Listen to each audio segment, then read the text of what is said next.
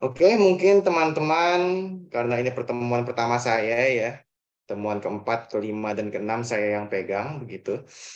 Perkenalkan dulu, nama saya Ronaldo Abu Bakar, ya. Saya berasal dari kota Tangerang dan lulusan Geografi Universitas Indonesia, ya. Berikut penghargaan yang pernah saya raih ya di bidang geografi ya di OSN, ya saya medalis OSN tahun 2016 di Palembang ya tingkat nasional, dan beberapa pengalaman kerja saya ya sebagai penulis buku geografi ya dan tutor olimpiade ya seperti itu.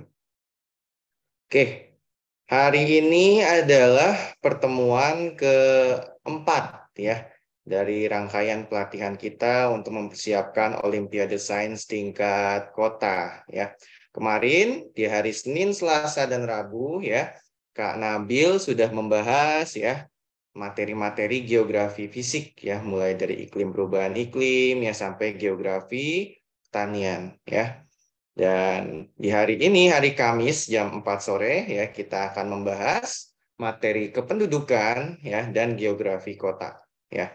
Besok hari Jumat dan hari Sabtu ya jadwalnya jam 8 pagi sampai jam 10 pagi waktu Indonesia Barat ya dengan materi geografi pembangunan, geografi pariwisata dan materi geografi manusia lainnya. Ya, seperti itu. Jadi hari ini kita membahas materi kependudukan dan geografi kota. Seperti itu. Teman-teman yang sudah mempersiapkan pertanyaan, ya silahkan ditanyakan. Tidak usah malu-malu begitu. Kalau misalkan ada materi yang tidak dipahami, ya manfaatkan dengan baik pertemuan online ini, ya seperti itu. Atau kalau misalkan tidak sempat ditanyakan di pertemuan ini juga bisa ditanyakan di grup begitu ya. Jadi grup itu bukan cuma membahas hal-hal teknis saja, tapi bisa juga kita gunakan untuk berdiskusi soal materi dan sebagainya gitu ya. Dan insya Allah akan berlanjut sampai persiapan kita sampai di OSK nanti begitu ya. Jadi bukan hanya pertemuannya 2 jam ini saja, enggak ya seperti itu. Oke, nah, di sini ada link materi yang teman-teman bisa manfaatkan yang sudah saya share juga di grup ya. Bisa teman-teman klik ya. Nanti masuk ke Google Drive ini ya. Ini soal pretestnya yang akan kita bahas ya, yang teman-teman sudah kerjakan juga ya. Dan bisa diklik folder ini ya untuk mendownload PPT materi Olimpiade Geografi begitu ya. Dan karena pertemuan kita terbatas, ya hanya 2 jam begitu, dan 2 jam ini membahas 2 materi, berarti 2 PPT begitu kan. Mungkin tidak bisa cukup waktunya kalau kita bahas semua 100% gitu ya. Jadi teman-teman bisa belajar secara mandiri ya, dan kalau tidak mengerti ya, tanyakan secara online di sini ya, atau lewat grup WhatsApp gitu ya. Jangan lewat chat pribadi ya, karena kalau lewat chat pribadi ya yang dapat ilmunya cuma kamu doang gitu ya kan, harus semuanya ya, kita bersama-sama belajar seperti itu ya. Nah, jadi teman-teman ya silahkan nanti dibuka PPT-nya yang kependudukan dan dinamika penduduk ya, serta yang eh, geografi kota dan teori keuangan ya, nanti di-download begitu.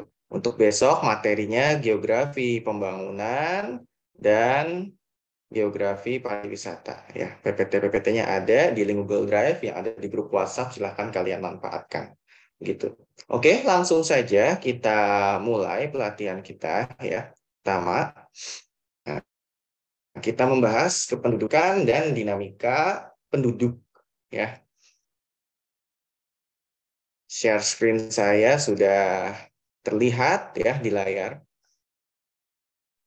Sudah, Kak? Sudah. Oke. Nah, jadi kependudukan ini ya merupakan cabang dari ilmu geografi begitu ya, yang kita sebut sebagai demografi ya, ilmu mengenai kependudukan gitu ya. Mungkin juga teman-teman sudah mempelajari kependudukan ya di kurikulum sekolah ya, di sekolah.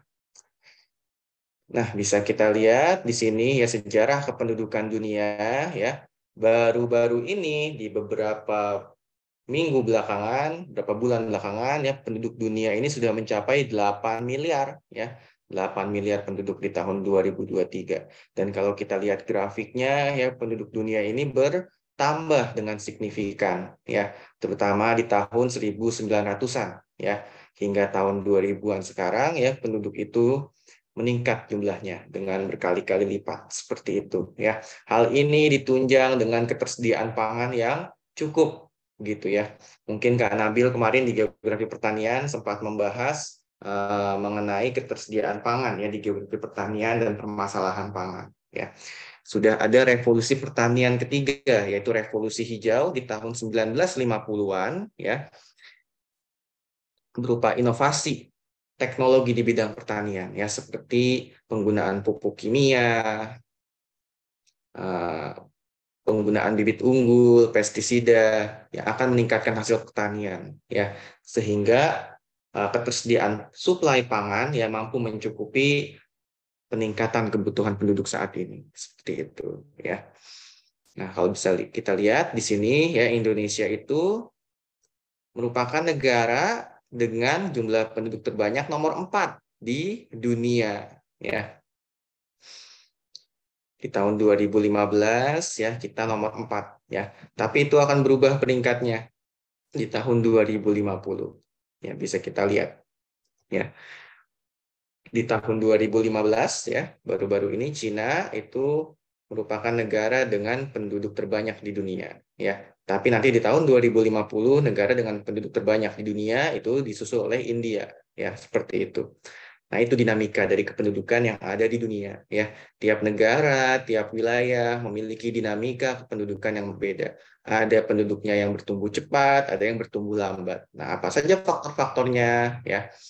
Nah, kita pelajari ya di apa namanya di materi ini, geografi kependudukan ya seperti itu.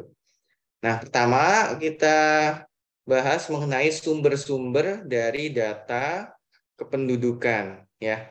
Soal mengenai sumber data kependudukan ya ini muncul di soal nomor berapa pada pretest? Soal nomor nah ini ya. Nomor 42. Proses pengambilan data kependudukan yang mengharuskan adanya peran aktif masyarakat adalah nah, apa jawabannya? Jawabannya adalah registrasi penduduk ya, yang B ya. Jadi ada 3 macam ya sumber data kependudukan ya. Ada sensus penduduk, registrasi penduduk dan survei penduduk begitu ya. Dari sinilah ya data-data kependudukan seperti jumlah penduduk, jumlah laki-laki, jumlah perempuan itu diambil gitu ya, didapatkan. Apa perbedaan ketiganya? Sensus, registrasi dengan survei ya. Perbedaan utamanya ya, pada sensus ya terjadi pengambilan data dari seluruh populasi ya.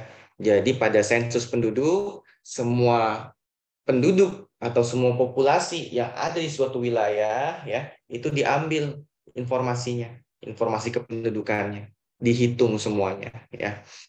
Teman-teman mungkin pernah ya merasakan sensus penduduk di Indonesia itu dilakukan setiap 10 tahun sekali. Ya berarti terakhir itu tahun 2020 ya dilakukan di tiap tahun yang berakhiran 0 ya 2020, 2010 ya dan nanti akan dilakukan lagi di tahun 2030 begitu ya sensus penduduk. Nah, pada saat sensus penduduk tahun 2020 kemarin ya pemerintah ya lewat Badan Pusat Statistik itu menghitung ya seluruh jumlah penduduk di Indonesia dan menghasilkan angka ini ya 270,2 juta jiwa ya. Ini merupakan jumlah penduduk Indonesia ya hasil dari sensus penduduk tahun 2020 ya. Bukan hanya menghitung orangnya saja tapi juga diambil data-data kependudukannya ya. Diambil mengenai nama, jenis kelamin, alamat dan sebagainya. Ini merupakan informasi-informasi yang diambil ya dari sensus penduduk di tahun 2020 ya. Jadi dari sensus inilah kita bisa tahu ya distribusi atau komposisi kependudukan Indonesia gitu ya. Berapa banyak yang laki-laki, berapa banyak yang perempuan, berapa banyak yang beragama Islam ya. Itu semuanya didapatkan dari sensus. Seperti itu ya, dengan akurat ya. Nah, itu sensus, penghitungan atau pengambilan data dari keseluruhan populasi. Nah, kemudian ada ini ya, pelengkap dari sensus, yaitu registrasi dan survei. Sensus merupakan pengambilan data kependudukan yang paling utama ya, dan dapat dilengkapi dengan registrasi penduduk dan survei penduduk ya. Registrasi adalah catatan secara kontinu atau terus-menerus yang dilakukan oleh dinas terkait terhadap penduduk suatu wilayah administrasi ya. Dalam hal ini kalau di kota-kota atau kabupaten kalian ya, dinas terkaitnya disebut sebagai Disdukcapil ya, Dinas Kependudukan dan Pencatatan Sipil ya. Apa tugas mereka? Tugas mereka adalah menerima warga yang datang ke kantor mereka ya, dan warga tersebut melaporkan perubahan data kependudukan, seperti melaporkan kelahiran, melaporkan kematian ya, dalam hal membuat akta kelahiran dan akta kematian seperti itu ya, atau melaporkan perpindahan domisili gitu ya, seperti kalau kita mau bikin KTP baru dan sebagainya gitu. Nah, si dinas ini ya mencatat hal tersebut ya, dan membantu melengkapi data sensus seperti itu, bantu data kependudukan ya. Nah, registrasi merupakan bentuk pengambilan data kependudukan yang dianggap pasif ya, bersifat pasif ya, seperti itu. Karena si pihak pengambil datanya ya tidak mendatangi informan ya, tidak mendatangi penduduk ya, tapi penduduklah yang mendatangi pengambil data gitu ya. Maka jawabannya yang B ya. Registrasi penduduk mengharuskan adanya peran aktif masyarakat ya untuk datang melaporkan adanya perubahan data-data kependudukan begitu ya. Kalau sensus dan survei ya, penduduknya bersifat pasif ya, cukup diam saja di rumah ya, di tempat masing-masing ya. Petugas sensus atau petugas surveinya akan datang ya ke rumah-rumah untuk mengambil informasi ya, seperti itu. Jadi jawabannya yang D gitu ya. Nah, lalu apa bedanya sensus dengan survei ya? Kalau sensus mengambil data untuk seluruh populasi ya, survei hanya mengambil sebagian informasi saja ya dari sebagian populasi atau yang disebut sebagai sampel begitu ya. Misalkan di suatu wilayah negara ya, atau suatu wilayah kota ada 100.000 penduduk begitu ya. Nah, tidak semua 100.000 penduduk tersebut diambil datanya ya, hanya sebagian saja. Misalkan hanya 100 begitu ya. Dan 100 orang ini dianggap mewakili ya, mewakili populasi yang 100.000 itu. Nah, yang 100 orang ini disebut sebagai sampel ya, yang mewakili keseluruhan populasi. Ya, seperti itu ya mengenai perbedaan antara sensus, registrasi, dan survei gitu ya. Nah, kemudian di Indonesia ya, sensus dilakukan secara de jure. Apa itu de jure ya? Sensus de jure merupakan pencacahan atau penghitungan penduduk yang hanya dikenakan kepada mereka yang benar-benar berdiam atau bertempat tinggal di daerah atau negara yang bersangkutan ya. De jure artinya secara hukum ya. Jadi orang yang dihitung, orang yang diminta datanya di sensus tersebut hanya orang-orang yang memiliki status hukum tetap begitu ya, yang ber-KTP, berdomisili di sana begitu ya. Bukan orang-orang pendatang atau yang sekedar tinggal sementara di tempat dilaksanakannya sensus. Seperti itu. Berbeda dengan sensus de facto ya. Kalau sensus de facto ini akan menghitung semua orang yang ada di dalam suatu wilayah ya. Baik itu yang resmi ya, tinggal secara resmi, maupun yang tinggal secara ilegal, tidak punya status hukumnya, atau para pendatang, atau para orang yang tinggal sementara, singgah dan sebagainya. Itu semuanya dihitung ya pada sensus de facto. Nah, kita menggunakan sensus de jure. Nah, kemudian metode pengambilan sensus ada dua macam, metode householder dan metode canvasser. Bedanya apa? Kalau metode householder ya, setiap kepala rumah tangga atau penduduk ya ini diserahi form ya atau daftar pertanyaan yang dapat diisi secara mandiri ya oleh tiap-tiap penduduk atau oleh tiap-tiap kepala rumah tangga gitu ya. Sedangkan pada metode canvasser ya ada petugas sensus ya yang mendatangi warga ya, membawa daftar pertanyaan dan bertanya kepada warga tersebut ya. Warganya tinggal menjawab, tidak perlu capek-capek menulis gitu ya. Yang nulis si petugas sensusnya ya, seperti itu. Biasanya metode householder dipakai di negara-negara maju yang penduduknya semuanya bisa baca tulis ya, bebas buta huruf dan punya kesadaran yang tinggi dalam dalam sensus begitu ya. Mereka tanpa diminta begitu ya.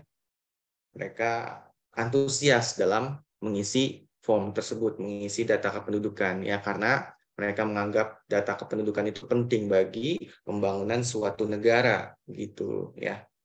Nah, kalau di Indonesia metodenya sebagian besar masih canvasser ya. Ada petugas sensus yang datang ke rumah-rumah ya untuk bertanya kepada warga, menghitung ya jumlah masyarakat ya. Tapi di sensus penduduk tahun 2020 ya sudah dilakukan secara hybrid ya, ada yang online, ada juga yang offline ya karena ini awal-awal Covid ya tahun 2020. Nah, di bulan Februari sampai Maret 2020 sensus penduduk dilakukan secara online. Nah, ini merupakan metode yang householder ya. Metode yang dilakukan secara mandiri oleh para penduduk ya, tidak ada petugasnya gitu yang datang ke rumah warga ya, tidak ada ya, tapi hanya sedikit orang yang mengisi sensus penduduk online gitu ya, bahkan sedikit yang tahu gitu ya, sehingga dilakukanlah sensus penduduk wawancara ya canvasser oleh petugas sensus yang datang ke rumah-rumah warga ya di bulan Juli tahun 2020 ya. Mungkin kalian tidak ketemu sama petugas sensusnya ya, tapi kalian tercatat ya. Karena kalian secara hukum ya bertempat tinggal di rumah kalian gitu ya. Jadi pasti tercatat kalau kalian secara hukum punya domisili yang tetap begitu ya, karena sensus kita berdasarkan sensus de jure ya. Seperti itu. Oke, ada pertanyaan mengenai sumber-sumber data kependudukan yang mengenai sensus, survei dan registrasi?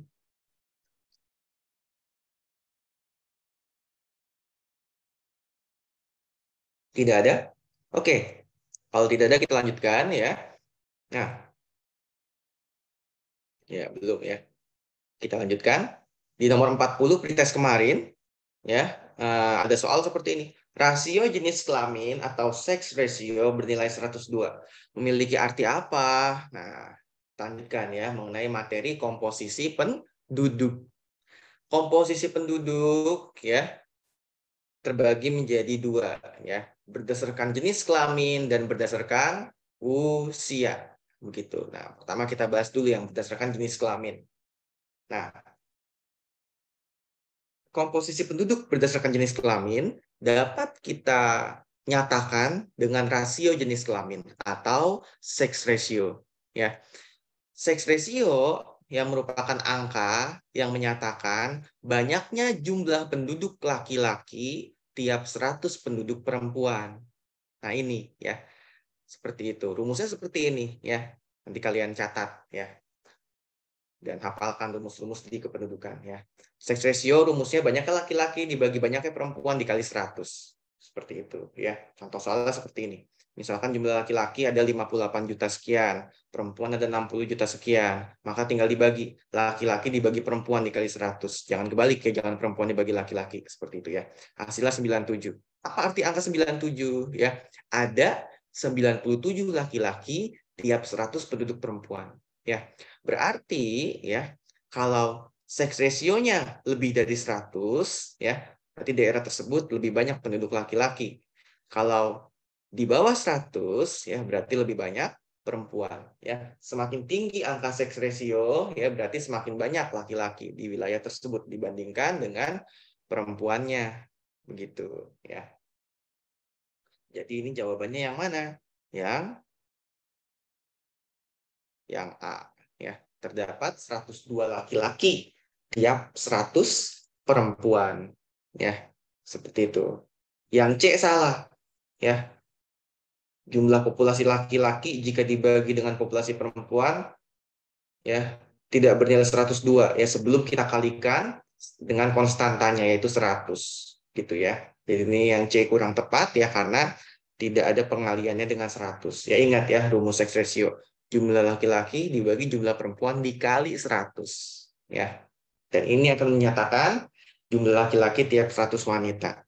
Ya, seperti itu. Nah, kalau di Indonesia lebih banyak laki-laki apa perempuan? Ya, berdasarkan sensus penduduk tahun 2020, Indonesia lebih banyak laki-lakinya dibandingkan perempuannya.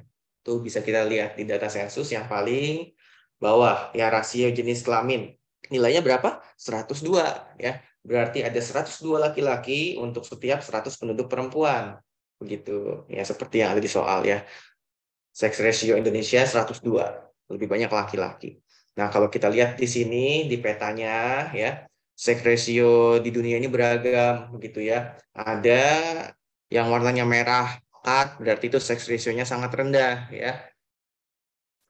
Banyak perempuannya. Sedangkan yang warnanya biru pekat ya, biru gelap, berarti itu sex ratio-nya tinggi ya, laki-lakinya jauh lebih banyak ya. Banyak faktor-faktor yang mempengaruhi rasio jenis kelamin ya, seperti misalkan perang ya. Kalau negara-negaranya perang ya, biasanya laki-lakinya kan banyak yang meninggal begitu ya. Jadinya sex ratio-nya rendah ya.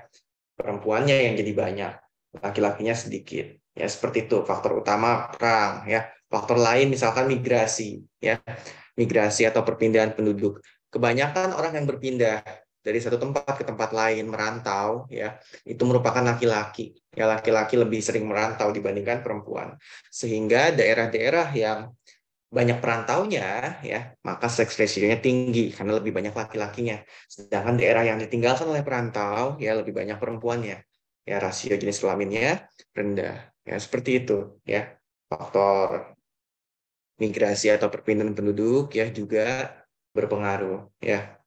Faktor lain seperti budaya ya, budaya patriarki ya, yang apa namanya mengutamakan status sosial laki-laki seperti itu ya, atau budaya pelegalan aborsi ya, sehingga banyak orang yang mengaborsi anak dengan jenis kelamin tertentu gitu ya, disebutnya sex selective abortion ya, aborsi anak berdasarkan jenis kelamin ya.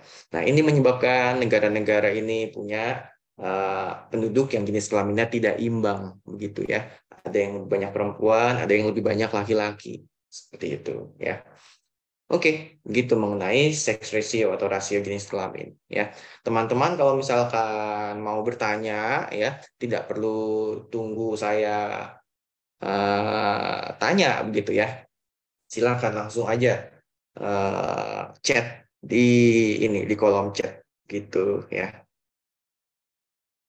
Oh, ada pertanyaan. Kak, bisa tolong kasih satu soal nggak ya untuk perhitungan sex ratio? Ya, nah ya ini tuh ya, yang ada di PPT saya tuh ya. Contoh soalnya seperti ini ya. Kalau untuk perhitungan sex ratio ini sangat gampang sekali ya. Tinggal pasti di soalnya ya ada jumlah penduduk laki-laki dan ada jumlah penduduk perempuan ya, seperti itu ya. Pasti seperti itu. Ada jumlah penduduk laki-laki dan ada jumlah penduduk perempuan. Dan tinggal kita bagi saja ya. Jumlah penduduk laki-laki dibagi jumlah penduduk perempuan. Lalu dikalikan dengan 100 ya. Persiapkan kalkulator kalian gitu ya. Jadi nanti pas OSK ya, Olimpiade Sains Tingkat Kota ya, kalian itu harus bawa kalkulator. Begitu ya. Kalkulatornya jangan kalkulator dagang ya, kalkulator saintifik kalau bisa ya, kalkulator yang ada fungsi sin kostannya gitu, karena mungkin itu muncul di pemetaan ya, seperti itu ya. Seperti ini ya contoh soal mengenai sex ratio ya, tadi PPT saya ini ya, nilainya 97 gitu ya. Nah, lanjut ke dependency ratio. Nah, ini ada rumusnya juga ya. Kalau dependency ratio atau angka beban ketergantungan ini merupakan komposisi penduduk berdasarkan usianya. Ya, berdasarkan usianya kita bisa membagi ya penduduk ya menjadi penduduk yang berusia muda ya 0 sampai 14 tahun ya, masih muda, masih anak-anak. Lalu ada penduduk yang berusia tua ya, yang 65 tahun ke atas gitu ya. Dan penduduk yang berusia produktif ya, 15 sampai ini salah bukan 54 ya, 15 sampai 64 tahun. Nah, yang ini yang benar, 15 sampai 64 tahun gitu ya. Jadi begitu. Jadi ada 3 kelompok penduduk ya, usia muda, usia produktif, dan usia tua gitu. Nah, angka beban ketergantungan atau dependency ratio ya, ini menyatakan banyaknya jumlah penduduk non produktif tiap 100 penduduk produktif ya. Penduduk yang non produktif itu merupakan penduduk yang muda ditambah yang tua. Begitu. Jadi rumusnya seperti ini ya.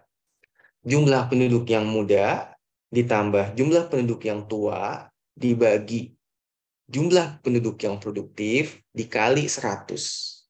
Ya, seperti itu ya. Ini rumusnya. Contoh soalnya seperti ini ya. Misalkan ya, data penduduk negara X tahun 2006 sebagai berikut ya. Ada orang yang muda jumlahnya sekian. Ada orang yang dewasa atau produktif jumlahnya sekian. Ada orang yang tua jumlahnya sekian. Nah, tinggal kita hitung ya, angka beban ketergantungannya sama dengan jumlah penduduk yang muda ya 51 juta, ya ini salah ya. 51 juta ditambah jumlah penduduk yang tua ya 3 juta dibagi jumlah penduduk yang dewasa lalu dikalikan 100. Hasilnya misalkan seperti ini 88,7. Apa artinya angka 88,7 ini ya? Artinya adalah setiap 100 orang yang produktif ya terdapat 88 orang yang tidak produktif. Yaitu artinya ya, cara kita mengartikan suatu indeks ya, baik itu sex ratio maupun angka beban ketergantungan. Singkatnya, ya semakin tinggi angkanya, maka semakin tinggi bebannya.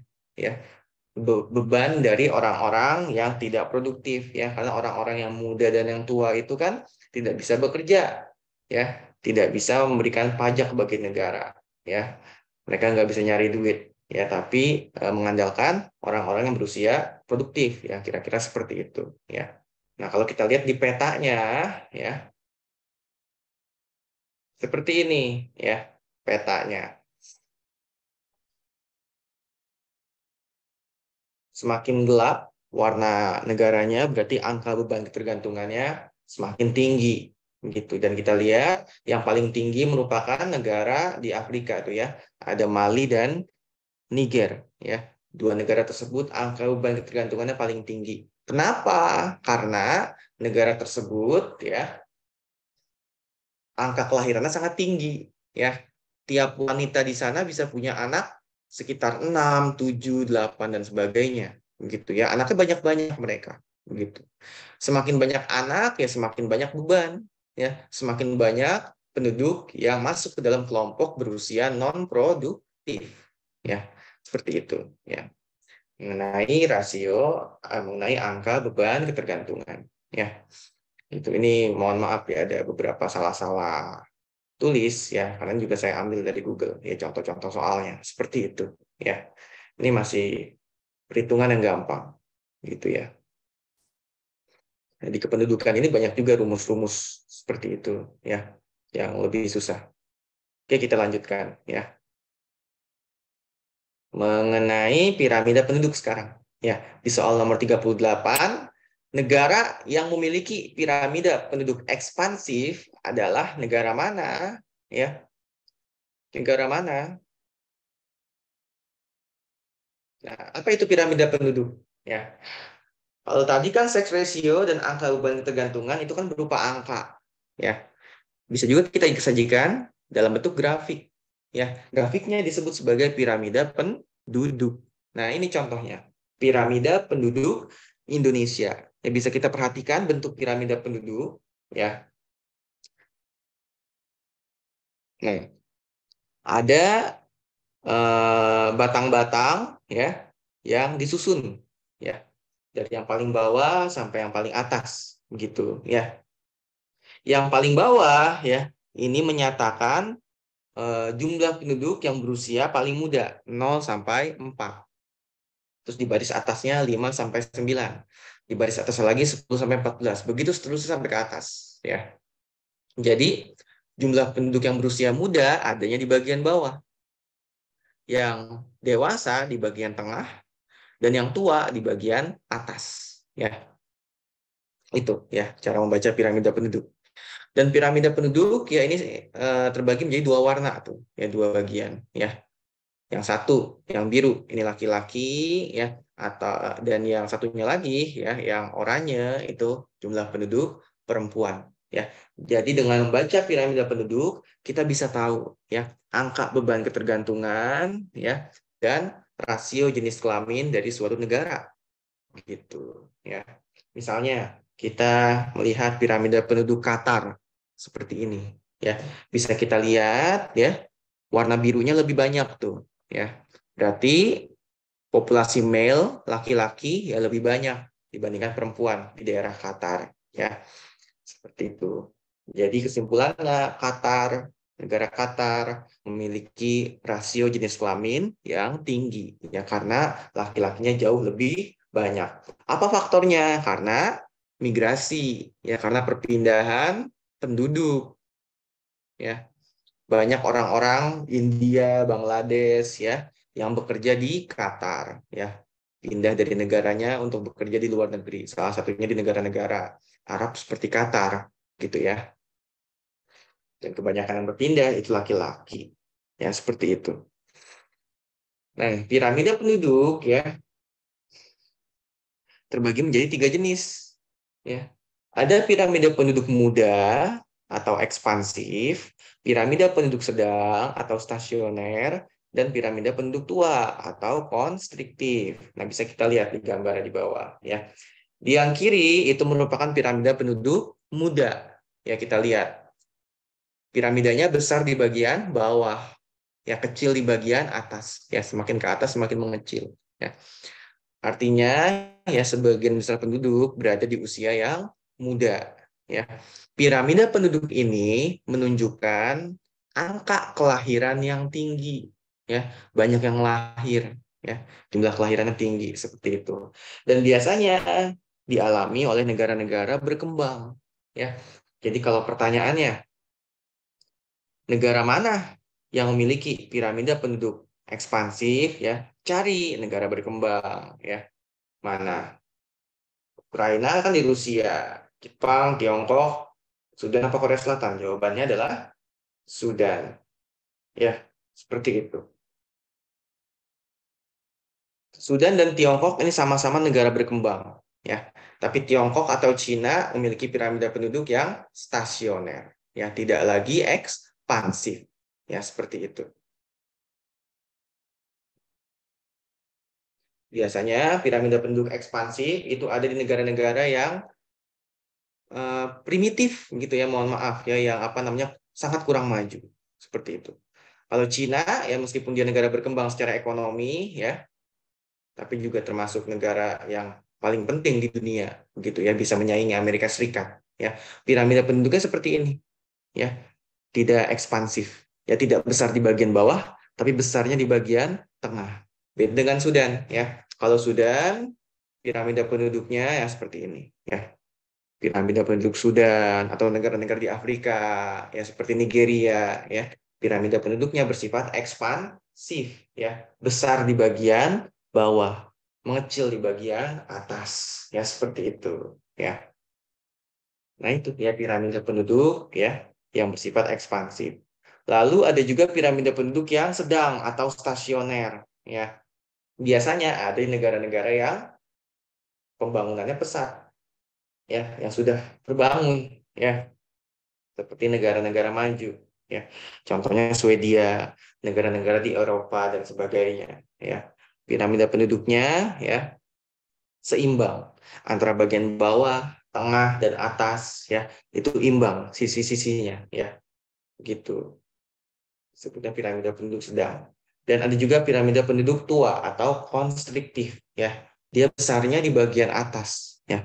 bentuk piramidanya membesar di bagian atas karena banyaknya penduduk yang berusia tua. Ya, ini dialami oleh negara-negara seperti Jepang, Korea Selatan, ya negara-negara maju, ya yang mengalami penuaan penduduk. Ya, negara-negara maju yang angka kelahirannya sangat rendah, itu ya sampai-sampai lebih banyak orang yang mati, yang meninggal ya dibandingkan orang yang lahir, dibandingkan anak yang dilahirkan. Ya, kalau ini berlangsung secara terus-menerus, maka jumlah penduduk mereka akan menurun dan habis, gitu. Ya, karena angka kelahiran yang sangat rendah. Ya, di sebagian besar penduduk berusia tua, begitu. Ya, yang muda-muda sedikit. Ya, nah seperti ini yang piramida penduduk dari beberapa negara. Nah, bisa kita lihat di bagian kiri atas itu merupakan piramida penduduk ekspansif ya di negara Nigeria ya, besar di bagian bawah begitu ya. Lalu di kanan atas ada piramida penduduk Meksiko. Ini juga ekspansif ya, besar di bagian bawah ya. Tapi bisa kita lihat ya, piramida penduduk negara Meksiko ya bagian bawahnya itu lebih datar ya, lebih apa namanya? Tidak melebar bagian bawahnya dibandingkan Nigeria yang semakin di bawah semakin melebar ya. Hal ini berarti negara Meksiko ya sudah mengalami penurunan angka kelahiran ya. Seperti itu, sudah mulai mengalami penurunan angka kelahiran. Ya sama seperti Indonesia ya. Saat ini sudah mengalami penurunan angka kelahiran sehingga bagian bawahnya ini ya sudah hampir merata ya. Dan kalau ini berlangsung selama beberapa tahun lagi ya, itu akan merubah bentuk piramida penduduk kita menjadi seperti Swedia ya. Piramida penduduk yang bersifat stasioner ya, piramida penduduk sedang begitu ya, yang menjadi bentuk yang banyak terdapat di negara-negara maju gitu ya. Dan Jepang memiliki piramida penduduk yang bersifat konstriktif, ya besar di bagian atas karena banyaknya penduduk yang berusia tua. Ya seperti kita lihat di gambar yang kanan bagian bawah seperti itu. Ya.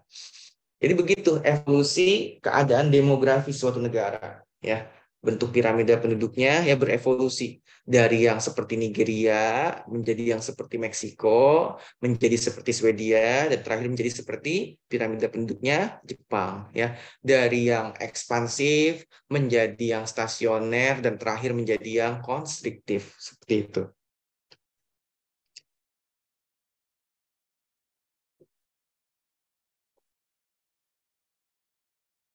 Ya. Oke. Jadi sudah paham ya jawabannya yang D, sudah ya. Karena dia termasuk negara berkembang ya yang belum maju gitu ya. Piramida penduduknya ekspansif karena angka kelahiran di negara berkembang yang sangat tinggi ya. Seperti itu. Oke, lanjut ya. Mengenai faktor-faktor perubahan penduduk. Nah, di sini ada faktor-faktor penentu komposisi penduduk ya. Ada fertilitas, ada mortalitas, ada migrasi. Ya. Fertilitas itu merupakan angka kelahiran. Mortalitas itu angka kematian. Sedangkan migrasi yaitu perpindahan penduduk. Ya. Kelahiran, kematian, dan perpindahan penduduk akan menentukan pertumbuhan dan persebaran dari populasi penduduk. Ya. Seperti itu. Faktor-faktor dari fertilitas, mortalitas, dan migrasi ini banyak. Yang mulai dari faktor biologi, lingkungan, dan sebagainya. Seperti itu. Ya. Nah, di sini ada rumus-rumus yang mengenai angka kelahiran, angka kematian, dan angka migrasi. Seperti itu. Ya. Cara menghitung angka kelahiran bagaimana? Ya. Angka kelahiran ini adalah angka yang menunjukkan jumlah kelahiran tiap 1.000 penduduk. Ya. Jadi konstantanya 1.000. Berbeda dengan sex ratio yang konstantanya 100. Jadi kalian hati-hati jangan sampai ketuker ya. Kalau sex ratio konstantanya 100. Kalau ini angka kelahiran konstantanya 1.000 ya. Seperti itu. Nah, ini rumusnya. Angka kelahiran atau BR ya, birth rate, sama dengan jumlah kelahiran dibagi jumlah penduduk ya. Lalu kita kalikan 1.000 ya, seperti itu. Lalu kalau angka kematian hampir sama rumusnya ya. tapi tapi jumlah kelahiran diganti dengan jumlah kematian, ya. Kalau angka kematian atau death rate, ya, DR, rumusnya jumlah kematian dibagi jumlah penduduk dikali 1000, ya. Itu akan menyatakan banyaknya orang yang mati tiap 1000 penduduk, begitu, ya. Dan yang di bawah itu rumus dari migrasi, ya. Seperti itu.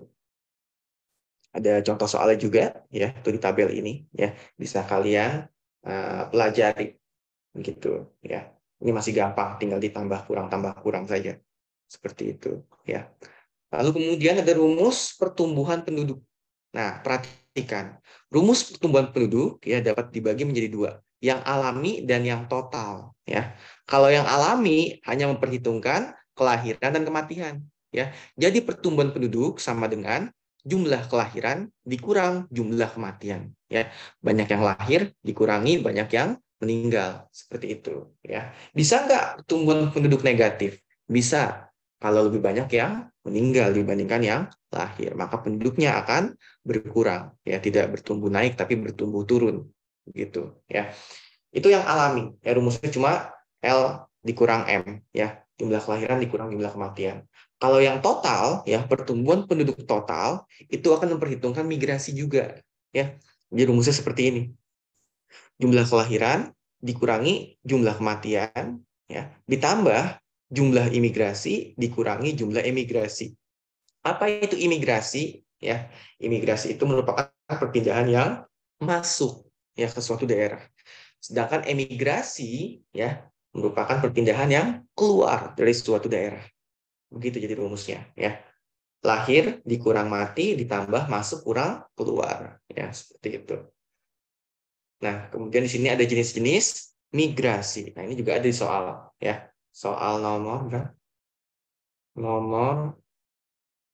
ini berubahnya lingkungan kerja fisik. Nah, kita bahas yang mengenai jenis-jenis migrasi. Ya, migrasi atau perpindahan penduduk, ya, dapat kita bagi menjadi migrasi yang permanen dan migrasi yang non permanen, ya. Kalau migrasi permanen, setelah orangnya berpindah, ya, dia akan menetap di tempat tujuannya, ya. Perpindahan itu kan antara daerah asal dengan daerah tujuan, ya. Jadi kalau migrasi permanen, dia akan meninggalkan daerah asal untuk menetap di daerah tujuan, begitu. Sedangkan kalau migrasi yang non permanen, ya,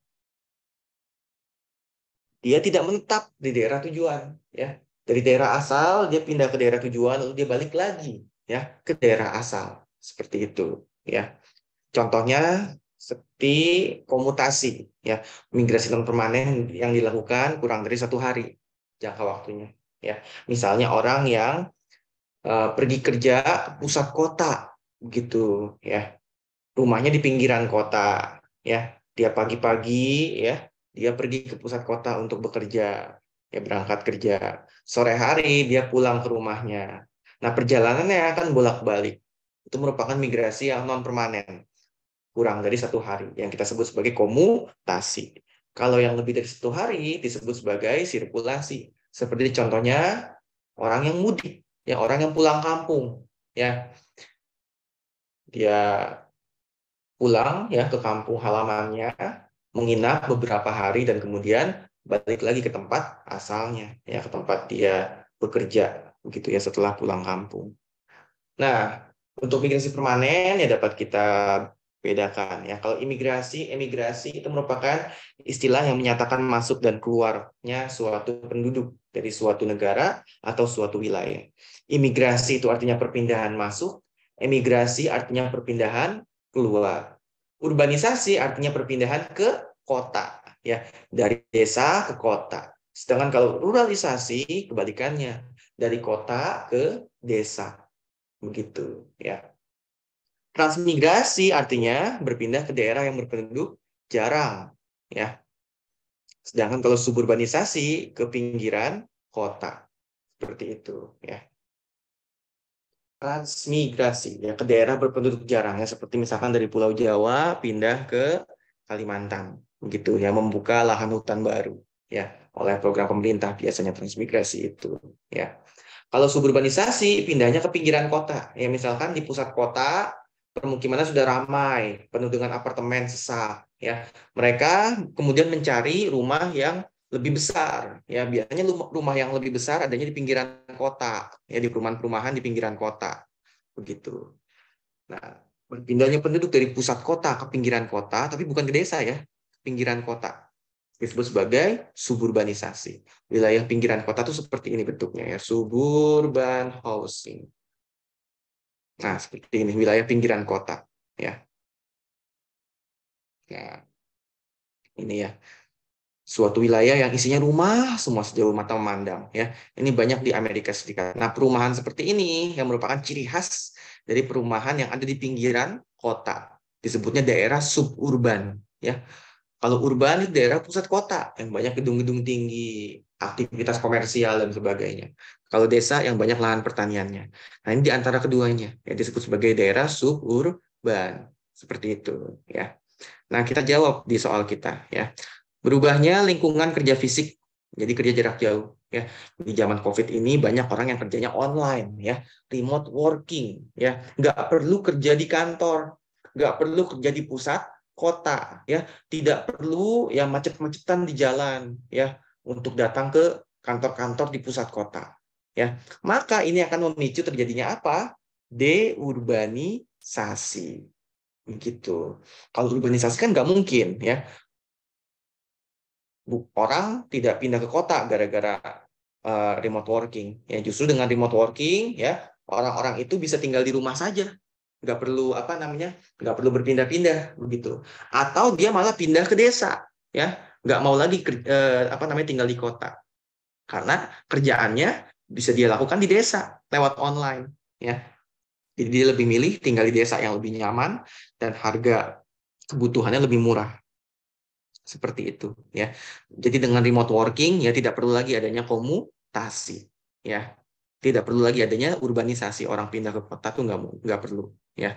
Karena di kotanya ya pekerjaannya juga minim gitu ya. Tidak bisa dilakukan pekerjaannya secara online di rumah. Nah, ini teman kamu bertanya, apakah ruralisasi beda dengan deurbanisasi? Ya, kalau ruralisasi itu kan asal katanya rural ya. Jadi perpindahan ke desa gitu. Jadi ruralisasi itu perpindahan ke desa ya. Artinya itu. Kalau deurbanisasi itu artinya lebih ke pengosongan kota. Jadi orang kota berpindah ke tempat lain. Berpindahnya bisa ke desa, bisa juga ke daerah suburban. Begitu ya. Seperti itu. Jadi kalau deurbanisasi itu artinya orang yang berpindah dari kota ya ke tempat lain. Ya bisa ke desa atau daerah suburban ya, tapi biasanya ke desa. Seperti itu ya. Kalau ruralisasi itu orang yang berpindah ke desa ya. Seperti itu. Jadi deurbanisasi ini merupakan lawan dari urbanisasi. Kalau urbanisasi orang berbondong-bondong ya pindah ke kota. Kalau deurbanisasi orang meninggalkan kota. Ya begitu. Terus teman kalian bertanya, kalau misalnya anak asrama yang pulangnya pas liburan saja itu termasuk apa, Kak? Makasih. Nah, itu berarti dia sirkulasi ya. Migrasi yang bersifat non permanen dengan jangka waktu yang lebih dari 1 hari ya, karena pulangnya lebih dari 1 hari ya, pulang ke rumahnya gitu ya, misalkan tiap lebaran atau tiap libur asrama ya. Ada yang pulang seminggu sekali, ada yang pulang sebulan sekali atau 6 bulan sekali. Nah, itu semuanya masuknya ke sirkulasi. Tapi kalau tiap hari pulang ya berarti itu komutasi begitu ya. Seperti itu sih ya.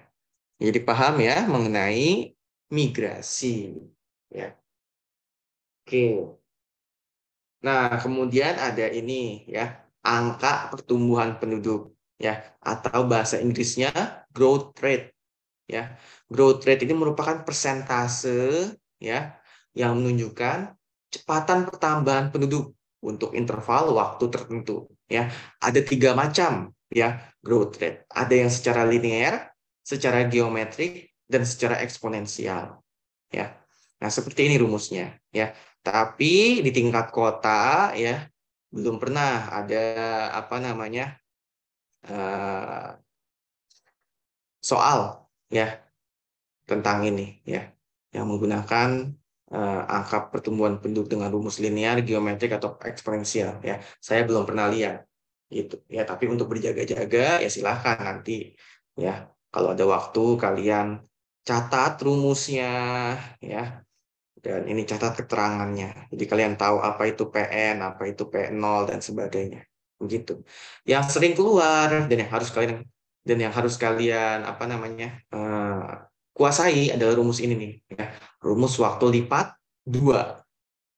Nah, waktu lipat 2 disebut juga doubling time. Nah, ini harus kalian kuasai ya, karena sering keluar gitu ya. Waktu lipat 2 ya adalah waktu yang dibutuhkan agar jumlah penduduk di suatu tempat meningkat 2 kali lipat ya, gitu. Misalkan ini ya, di awal, nah di tahun 1650 jumlah penduduknya ada 500 juta ya. Di tahun 1850 jumlah penduduknya ada 1 miliar. Nah, ini kan penduduknya meningkat 2 kali lipat kan, dari 500 juta ke 1 miliar.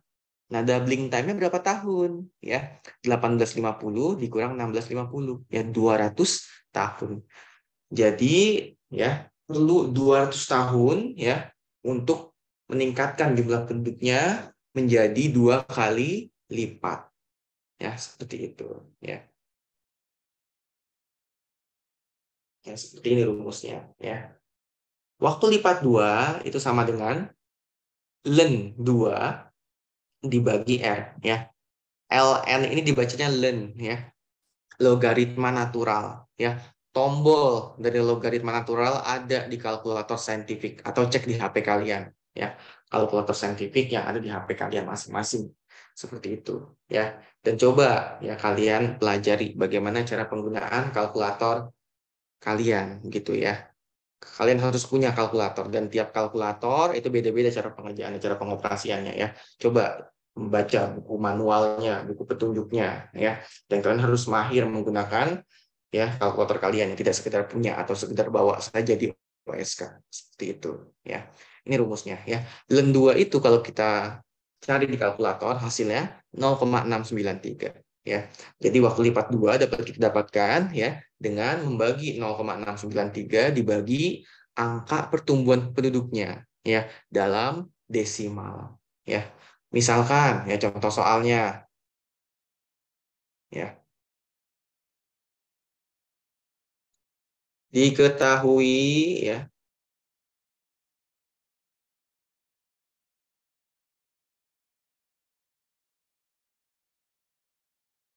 Nah, misalkan penduduk kota X ya berjumlah 1 juta jiwa pada tahun 2010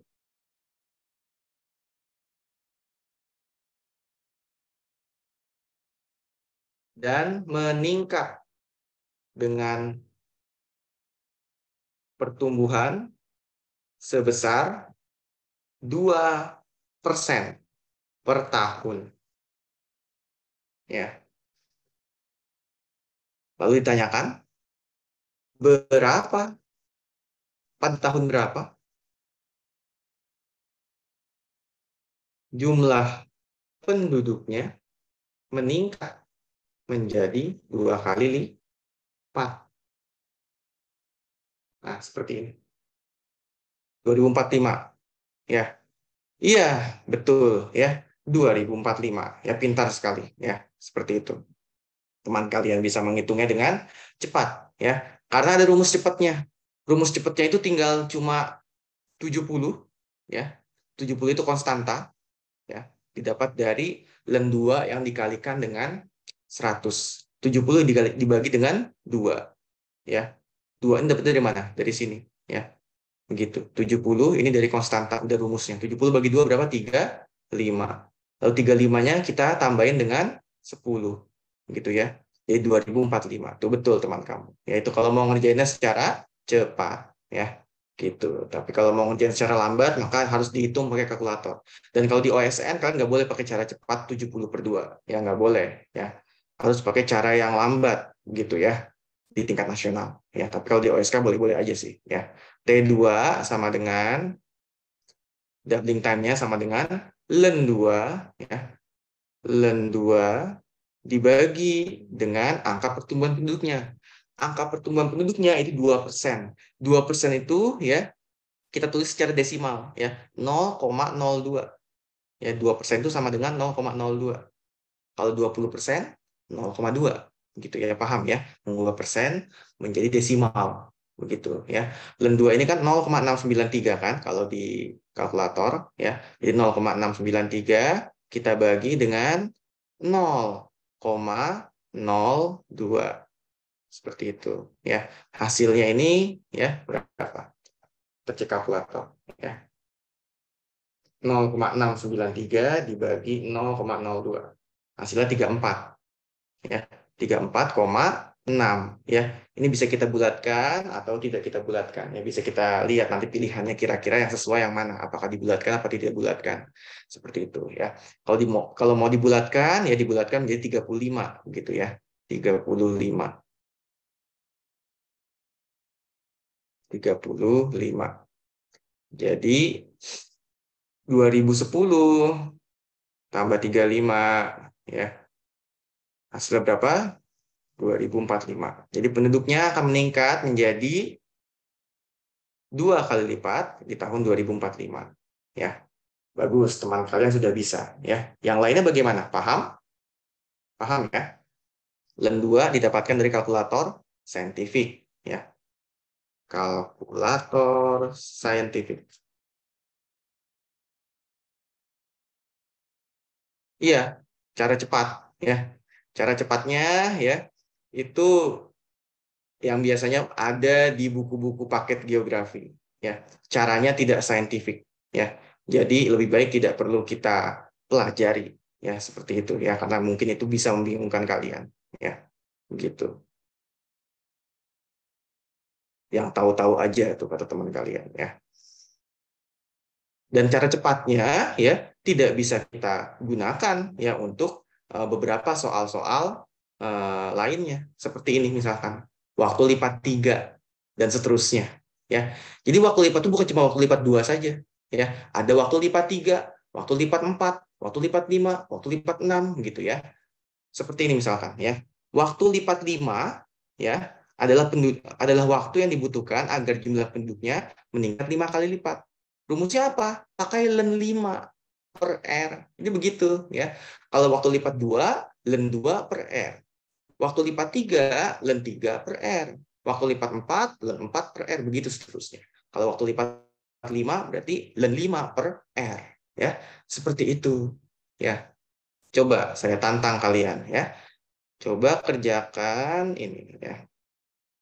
Soal mana ya? MHT.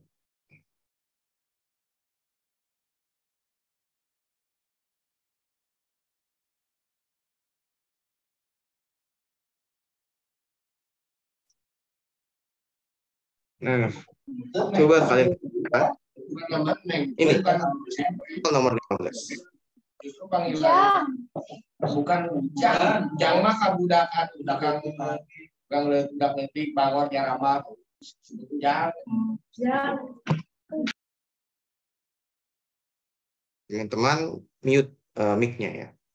Oke, seperti ini ya. Jika jumlah penduduk kota X adalah 35.127 jiwa pada tahun 2022, pada tahun berapakah jumlah penduduknya mencapai 105.381 jiwa? Jika kota X memiliki angka pertumbuhan penduduk sebesar 3% per tahun. Nah, silakan. Coba kerjakan. Kira-kira bagaimana cara kita mengerjakannya? Mau langsung dibahas apa buat PR?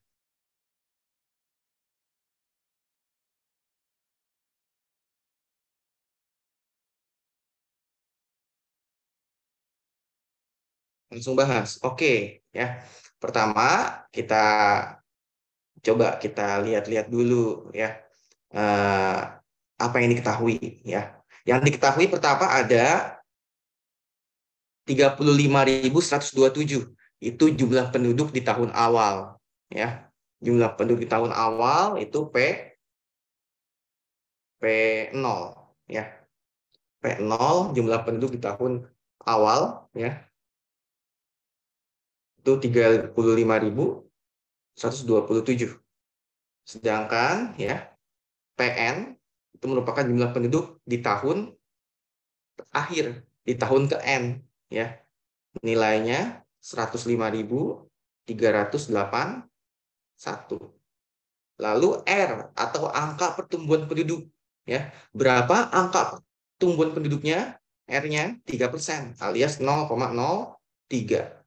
gitu ya. Dengan yang diketahui seperti ini ya, kita bisa masukkan ke rumus ya. Rumus ini yang menghubungkan PN ya, PO ya dengan R untuk mencari nilai N-nya begitu ya. Tapi tidak perlu pakai rumus yang ini ya. Karena ini lebih ribet begitu ya. Dan kalau di OSK biasanya tidak perlu pakai rumus ini ya. Ya cukup pakai rumus waktu lipat saja ya. Nah, yang harus kita tentukan ya, kita harus tahu dulu kita harus pakai waktu lipat berapa ya. Kita harus pakai rumus waktu lipat berapa. Apakah waktu lipat 2, waktu lipat 3 begitu kan. Di soal ini ya tidak disebutkan ya waktu lipatnya begitu ya. Nggak disebutkan kita harus pakai waktu lipat berapa ya. Jadi harus kita cari tahu sendiri. Dengan cara apa? Dengan cara membagi jumlah penduduk di tahun akhir ya, PN dengan jumlah penduduk di tahun awal ya. PN dibagi P0 ya. Jadi 105.381 kita bagi dengan 35.000 ya, 127 ya. Dan kalau kita bagi ya, ini akan menghasilkan angka 3 ya, gitu. Jadi jumlah penduduk di tahun akhir dibagi jumlah penduduk di tahun awal itu hasilnya 3. Artinya penduduknya dari sini ke sini itu meningkat 3 kali lipat. Maka kita harus gunakan rumus apa? Waktu lipat 3. Ya udah cari. Waktu lipat 3, T3 sama dengan apakah 70/3? Ya nggak bisa ya. 70 rumus cepat itu ya hanya bisa dipakai untuk waktu lipat 2. Untuk waktu lipat 3 ya kita harus pakai cara yang benar ya, jangan pakai cara cepat. Kita pakai len 3 ya. Kenapa len 3 bukan len 2? Karena waktu lipat 3 ya. Sesuai dengan waktu lipat berapanya. Len 3 dibagi R ya. R itu berapa? R itu angka pertumbuhan penduduknya ya. Begitu. Len 3, len dari 3 tuh kita lihat berapa len 3? 1,09. Jadi kalkulator saintifik yang ada di Google ya. 1,09 dibagi dengan 0,03. Seperti itu ya. 3% sama dengan 0,03. Iya benar jawaban teman kalian ya. 1,09 dibagi 0,03. Jawabannya 36. Ya. 36. Nah, 36 ini kita tambahkan ya dengan tahun awal ya, tahun 2022 ya. Jadi 2022 tambah 36 hasilnya 2058 ya. Jawabannya yang A. Ya betul. Seperti itu ya. Ya, ada beberapa dari kalian yang sudah bisa ya mengerjakannya dengan cepat ya. Bagus begitu. Yang lainnya mengerti, paham, tahu angka-angkanya dapatnya dari mana? Ya, paham ya? Insya Allah. Oke. Oke, sudah jam 5 ini ya. Kita belum bahas, belum apa namanya, belum bahas semua kependudukan. Oke, ya kita sudah bahas mengenai perhitungan-perhitungan itu ya. Nah, sekarang kita bisa lanjut ke teori-teori dalam perspektif demografi. Ya. Perspektif demografi ini kita banyak membahas yang mengenai teori-teori atau pendapat-pendapat para ahli gitu ya. Nah, pertama ada teori demografi yang paling terkenal namanya teori Malthus ya. Apa kata Malthus ya? Malthus bilang penduduk berkembang menurut deret ukur, sedangkan bahan pangan berkembang menurut deret hitung ya.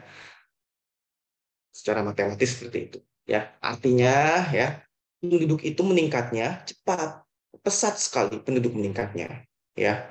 Sedangkan bahan pangan meningkatnya lambat ya. Jadi penduduk meningkat jauh lebih cepat dibandingkan peningkatan produktivitas makanan.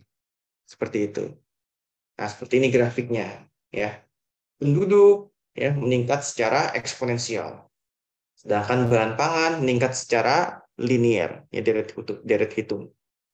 Sehingga menurut Malthus, suatu saat nanti akan terjadi titik yang disebut sebagai peristiwa yang disebut sebagai Malthusian catastrophe, ya, bencana Malthusian.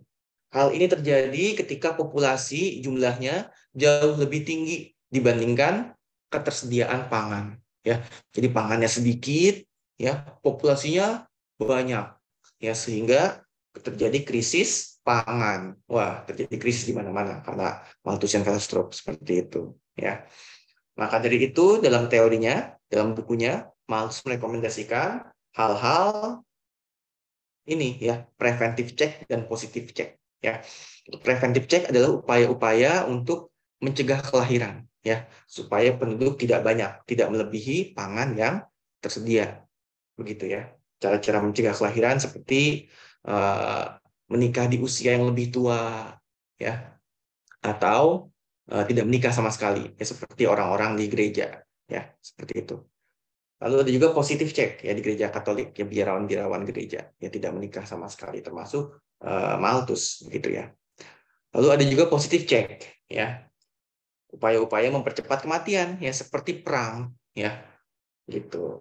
Dia merekomendasikan ya supaya negaranya Inggris berperang lawan negara lain ya, supaya menurunkan jumlah penduduk dan memperluas lahan, memperbanyak makanan gitu ya. Seperti itu teorinya Malthus. Teorinya Malthus ini sangat kontroversial ya, dan membuka perdebatan di bidang ini, di bidang demografi. Begitu. Banyak orang-orang yang menentang teorinya Malthus ya. Karena menurut orang-orang ya, Malthus itu gagal memperhitungkan atau tidak memperhitungkan ya, bahwa pangan juga sebenarnya bisa meningkat ya, meningkat lebih tinggi dibandingkan peningkatan manusia lewat peningkatan teknologi pangan yang terjadi pada revolusi pertanian gitu ya. Nah, yang mengkritik antara lain si Karl Marx ya. Lalu kritik yang paling dominan adalah dari Bosrup ya. Di Bosrup ini teorinya isinya berlawanan sekali dengan teorinya si Malthus gitu. Nah, perhatikan di sini grafik ini ya. Yang warna oranye yang warna biru ya. Warna biru itu merupakan grafik atau kurva peningkatan populasi penduduk ya. Jadi semua ahli demografi ya sepakat kalau misalkan populasi itu meningkat secara pesat begitu ya. Sangat pesat, sangat tajam gitu. Ya, semuanya setuju. Tapi kedua ahli ini berbeda dalam hal kurva peningkatan produktivitas pangan. Kalau menurut Malthus ya, produktivitas pangan ya meningkat secara linear ya, tidak pesat ya, sehingga suatu saat nanti akan terjadi Malthusian catastrophe ya, populasi penduduk lebih tinggi dibandingkan pangan yang tersedia. Tapi menurut Bosrup ya, tidak mungkin terjadi Malthusian catastrophe karena seiring dengan meningkatnya penduduk ya, produktivitas pangan juga akan meningkat dengan sangat tajam gitu ya. Kenapa bisa meningkat dengan sangat tajam? Karena adanya intensifikasi pertanian lewat pemutakhiran teknologi-teknologi pertanian gitu ya. Seperti misalkan di tahun 50-an ya. Dulu ya kita pakai pupuk organik ya. Pupuk organik itu pupuk yang berasal dari makhluk hidup, ya seperti dari sisa-sisa tumbuhan atau dari kotoran hewan, pupuk kandang namanya, dari kotoran hewan. Ya, ini ya kurang bisa menyuburkan tanaman. Ya, hasilnya tidak banyak seperti sekarang. Sejak 1950-an, ya negara-negara di dunia ya alih-alih menggunakan pupuk organik, ya sekarang menggunakan pupuk kimia. Ya, kalau pupuk kimia, ya seperti pupuk urea atau pupuk fosfat, ya itu bahan bakunya bukan dari makhluk hidup. Ya, bahan bakunya dari mana? Dari bahan tambang. Ya, kalau pupuk urea yang warnanya pink ini, yang banyak mengandung nitrogen, ini bahan bakunya adalah gas alam. Sedangkan kalau pupuk fosfat, bahan bakunya ini bahan tambang fosfat seperti itu, ya, yang ditambang di batuan-batuan yang ada di bumi, ya, seperti itu. Penggunaan pupuk kimia yang digunakan petani, ya, ini menyuburkan tanah dan meningkatkan produktivitas pertanian berkali-kali lipat dibandingkan dengan penggunaan pupuk organik, ya seperti itu, ya. Jadi intensifikasi pertanian seperti itulah, ya, yang menurut Bosrup bisa meningkatkan produktivitas pangan. Dan menurut Bosrup tidak mungkin pangan ya akan krisis karena akan meningkat terus. Ya seperti itu, ya. Jadi jawabannya yang nah, peningkatan populasi akan disertai dengan peningkatan produktivitas bahan pangan secara pesat. Nah, peningkatan produktivitas bahan pangan secara pesat itu merupakan ciri khas dari teorinya Bosrup gitu ya. Jadi kalau menurut Bosrup pangan ya meningkat lebih pesat. Sedangkan kalau menurut Malthus populasi yang meningkat lebih pesat dibandingkan pangan. Seperti itu. Ya. Hal ini ditemukan oleh Bosrup. Jawabannya ya C. Ya. Kalau Neomalthusian yang seperti apa? Neomalthusian.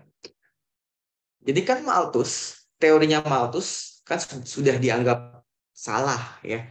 Sudah dianggap apa namanya? Tidak benar gitu ya. Tidak sesuai dengan perkembangan zaman. Ya, dan sudah ditentang oleh teorinya Bosrup. Lalu kemudian ada pihak-pihak ya yang menentang teorinya Bosrup ya dan kembali ke ajaran Malthusian disebutkan neo-Malthusian ya. Kenapa? Karena Bosrup juga sebenarnya salah ya. Tidak mungkin produktivitas pangan ya itu meningkat secara terus-menerus ya. Nggak mungkin ya. Pasti ada kalanya ya pangan akan menurun peningkatannya ya atau bahkan jumlahnya menurun karena sumber daya bumi sifatnya terbatas begitu ya. Dan saat ini kita menggunakan sumber daya yang ada di bumi secara tidak berkelanjutan ya. Kita makan dari mana? Dari padi. Padi tumbuhnya pakai apa? Pakai pupuk urea. Pupuk urea asal dari mana? Dari gas alam, ya bahan bakunya. Kalau gas alam kita habis, ya nggak ada pupuk urea, nggak ada padi, kita nggak bisa makan, ya terjadi krisis pangan, begitu. Ya, di saat ini ya gaya hidup manusia itu sangat tidak berkelanjutan, gitu. Ya, kita bisa menghabiskan berbagai sumber daya yang ada di bumi, gitu ya. Menurut orang-orang yang menganut neo-Malthusian, ya, begitu yang menyatakan bahwa saat ini populasi manusia itu kebanyakan, terlalu banyak, ya, sehingga harus dikurangi dengan cara-cara preventif cek dan positif cek, ya, mencegah kelahiran dan mempercepat kematian, ya, supaya tidak terjadi krisis pangan, ya seperti itu, ya, perspektif-perspektif dalam demografi. Ada pertanyaan mengenai perspektif demografi? Tidak ada. Ya, kalau tidak ada, kita lanjutkan ke yang penting ini ya, mengenai teori transisi demografi. Ya, teorinya siapa itu? Teorinya Thomson. Ya, teori-teori lainnya bisa kalian baca saja. Nah, teorinya Thomson atau teori transisi demografi ya. Nah, seperti ini grafiknya. Ya, transisi demografi. Apa itu artinya transisi? Perubahan. Ya, perubahan dari kondisi-kondisi demografi. Begitu. Ya. Thomson ya mengemukakan bahwa terjadi perubahan kondisi demografi seiring dengan berkembangnya suatu negara atau suatu wilayah.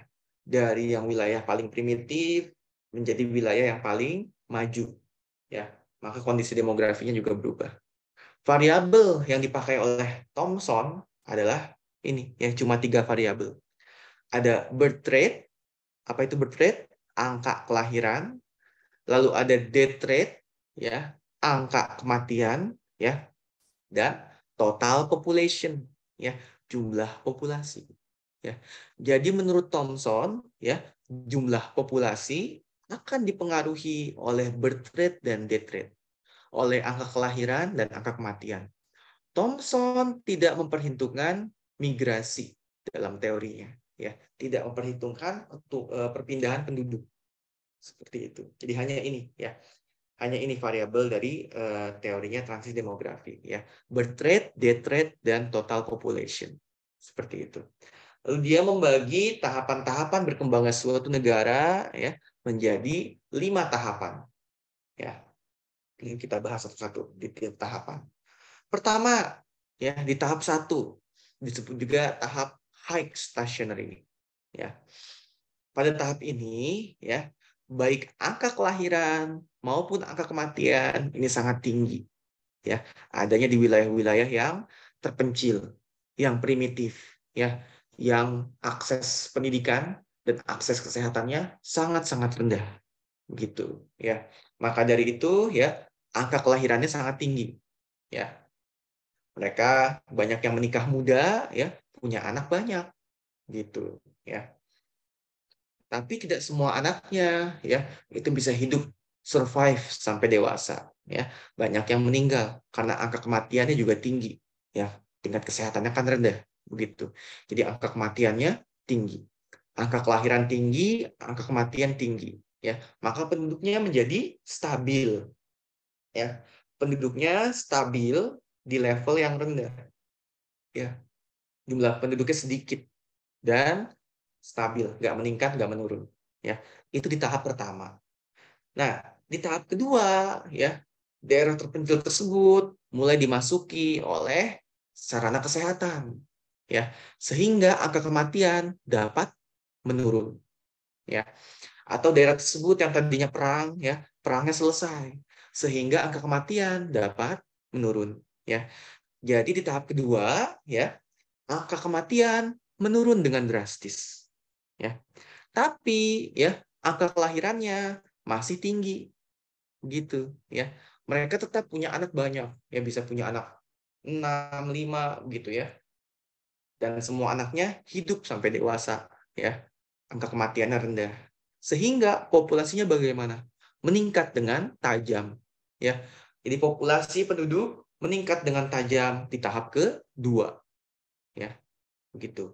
Disebabkan karena angka kematian yang menurun, gitu, ya. Ini banyak terjadi di desa-desa, ya, atau di negara-negara yang mayoritas wilayahnya itu pedesaan, ya. Di desa orang-orang itu punya anggapan banyak anak banyak rezeki, ya. Jadi mereka punya anak banyak, gitu, ya. Ya, itu tidak bisa disalahkan, ya, karena kalau di desa bentuk kehidupan mereka itu merupakan pertanian yang bersifat subsisten. Pertanian skala kecil untuk memenuhi kebutuhan keluarga, ya. Dan biasanya tenaga kerja pertaniannya itu dari keluarganya juga, ya. Jadi sawah mereka, ya, itu dikerjakan oleh anak-anak mereka. Semakin banyak anak, semakin banyak tenaga kerja yang bisa membantu untuk bertani, gitu. Maka rezekinya semakin banyak, ya. Seperti itu. Jadi di desa angka kelahirannya tinggi, ya.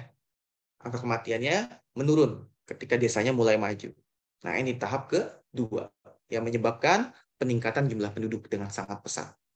Nah, di tahap ketiga, ya, angka kelahiran mulai menurun, ya, menurun dengan sangat drastis. Angka kematian sudah stabil di level yang rendah, begitu. Ya, jadi angka kelahiran menurun, ya. Kenapa menurun? Karena sudah mulai terjadi urbanisasi, ya. Orang-orang sudah mulai tinggal di kota begitu. Di kota gaya hidupnya beda dengan di desa. Di kota apa-apa mahal, ya, biaya merawat anak mahal, anak-anak butuh pulsa, butuh HP dan sebagainya, ya. Seperti itu, sehingga menjadi beban bagi orang tua, ya. Maka dari itu di kota ya biasanya angka kelahirannya rendah ya dibandingkan dengan di desa, ya. Atau bahkan sekarang banyak yang child free, ya, kerja terus nggak mau punya anak, ya, begitu. Nah, itu akan menurunkan angka kelahiran. Nah, jadi tahap ketiga, ya, penduduk meningkat, tapi peningkatannya melambat. Nah, ini terjadi di Indonesia saat ini, ya. Jadi Indonesia sekarang berada di tahap ketiga dalam transisi demografi, ya. Tahap late expanding, ya. Tahap peningkatan akhir, ya. Penduduknya meningkat karena kelahiran di atas kematian, ya.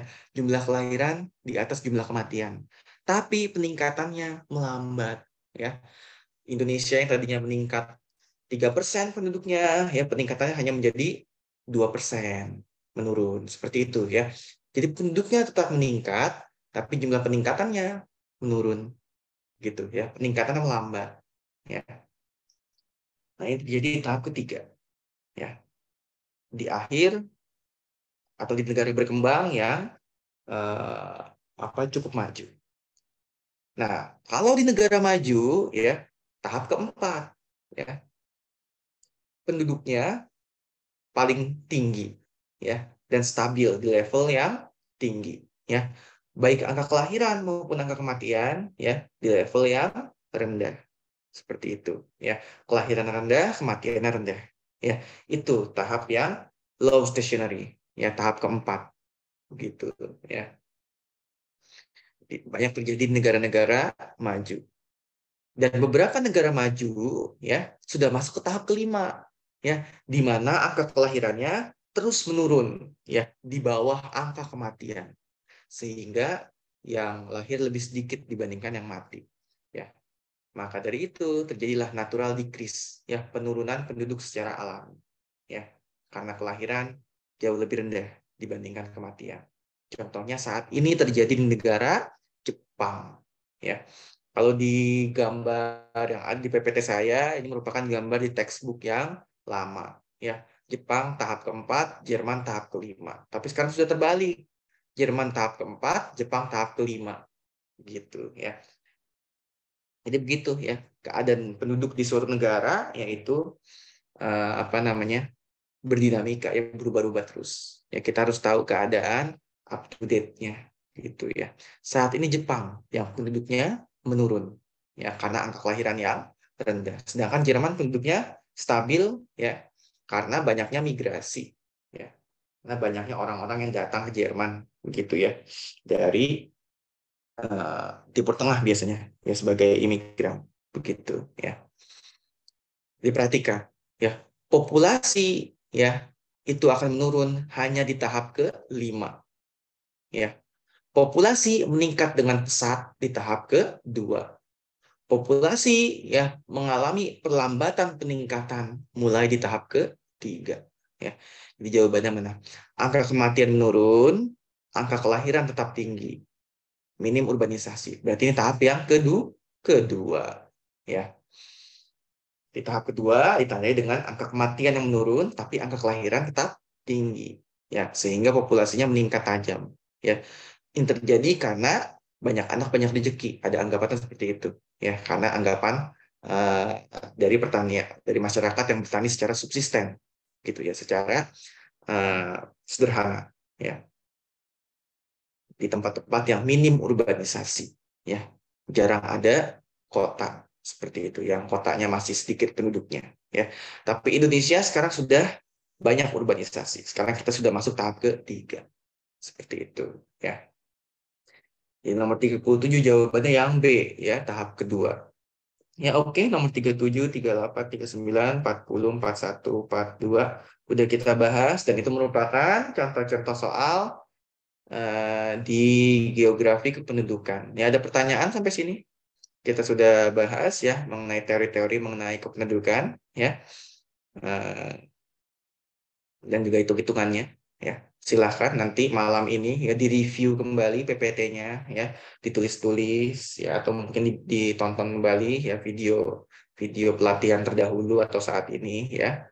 Kalau ada pertanyaan silahkan ditanyakan seperti itu ya. Bisa sekarang, bisa di grup WhatsApp atau bisa di pertemuan besok ya. Oke? Kalau tidak ada kita tutup ya PPT kependudukannya. Kita lanjut ke materi berikutnya ya, geografi kota ya.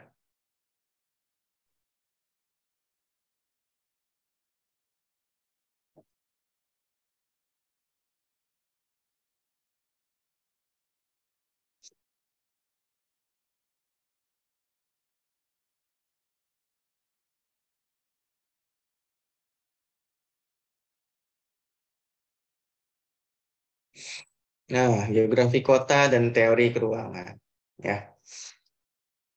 Nah, ini definisi kota bisa kalian baca sendiri ya dan pahami. Lalu ini ada pengertian kota berdasarkan ruang lingkupnya ya. Kalau secara fisik kota itu ditandai dengan apa? Wilayah terbangun ya, build up area. Kota ya secara fisik punya lahan terbangun ya lebih banyak dibandingkan desa ya. Lahan terbangun ya berarti bangunan ya seperti permukiman, perindustrian dan sebagainya. Lalu secara demografis ditandai dengan konsentrasi penduduk ya yang punya kepadatan yang lebih tinggi. Secara sosial ditandai dengan heterogenitas dari masyarakat ya. Jadi kalau di kota masyarakatnya secara sosial heterogen ya, terdiri dari banyak kelompok sosial ya, ada yang maju, ada yang terbelakang ya, terdiri dari banyak suku. Kalau secara statistik ya, suatu kota didefinisikan dari jumlah atau ukuran tertentu. Ya, ukuran-ukuran ini ya ada di sini ya. Diklasifikasi kota secara kuantitatif. Ya, bisa kita lihat ya klasifikasi kota secara kuantitatif. Ya, seperti ini urutannya. Ya, kota terbesar di Indonesia kota apa? Kota Jakarta. Ya, kota Jakarta dengan jumlah penduduk berapa? 10 juta. Ya, ini merupakan jumlah penduduk dari kota Jakarta ya 10,56 juta jiwa. Begitu ya. Tapi ya di sekitar Jakarta ya itu ada kota Tangerang, kota Bekasi, kota Depok, kota Bogor dan kabupaten-kabupatennya yang telah terurbanisasi juga ya, yang telah menjadi kota. Ya di sana nggak ada sedikit pertanian ya di Tangerang gitu ya, sudah menjadi kota ya, sebagai perluasan dari kota Jakarta ya. Sehingga ada yang disebut sebagai Jabodetabek Punjur ya. Jabodetabek Punjur. Ya, ini merupakan kawasan yang dikenal sebagai kawasan aglomerasi dari kota Jakarta atau juga kawasan metropolitan Jakarta. Gitu ya. Aglomerasi artinya pemusatan. Ya, dalam hal ini adalah pemusatan wilayah terbangun, pemusatan perkotaan. Ya. Jabodetabek Punjur. Puncak dan Cianjur ya punjurnya. Seperti itu ya. Nah, jumlah penduduk di Jabodetabek Punjur ini jumlahnya 35 juta penduduk ya. Jadi kalau Jakarta dapat kita klasifikasikan sebagai apa? Metropolis ya. Bukan. Kalau metropolis jumlah penduduk maksimumnya 2 juta ya. Berarti metropolis itu maksimalnya 2 juta. Kalau sudah 10 juta seperti Jakarta, berarti masuknya ke conurbation ya, yang 14 juta maksimumnya. Jadi conurbation itu dari 2 juta sampai 14 juta. Ya, itu Jakarta. Kalau Jabodetabek ya, itu masuknya ke megapolis ya, karena sudah di atas 14 juta. Ya. Kalau kawasan metropolitan terbesar di dunia yaitu wilayah Tokyo ya. Penduduknya ya sekitar 30, nggak nyampe 40 juta ya, sekitar 35 juta juga sama seperti Jakarta ya. Berarti masih masuk ke megapolis ya. Saat ini belum ada ya kota yang mendapatkan predikat sebagai urban region, urban kontinen, atau ekumenepolis.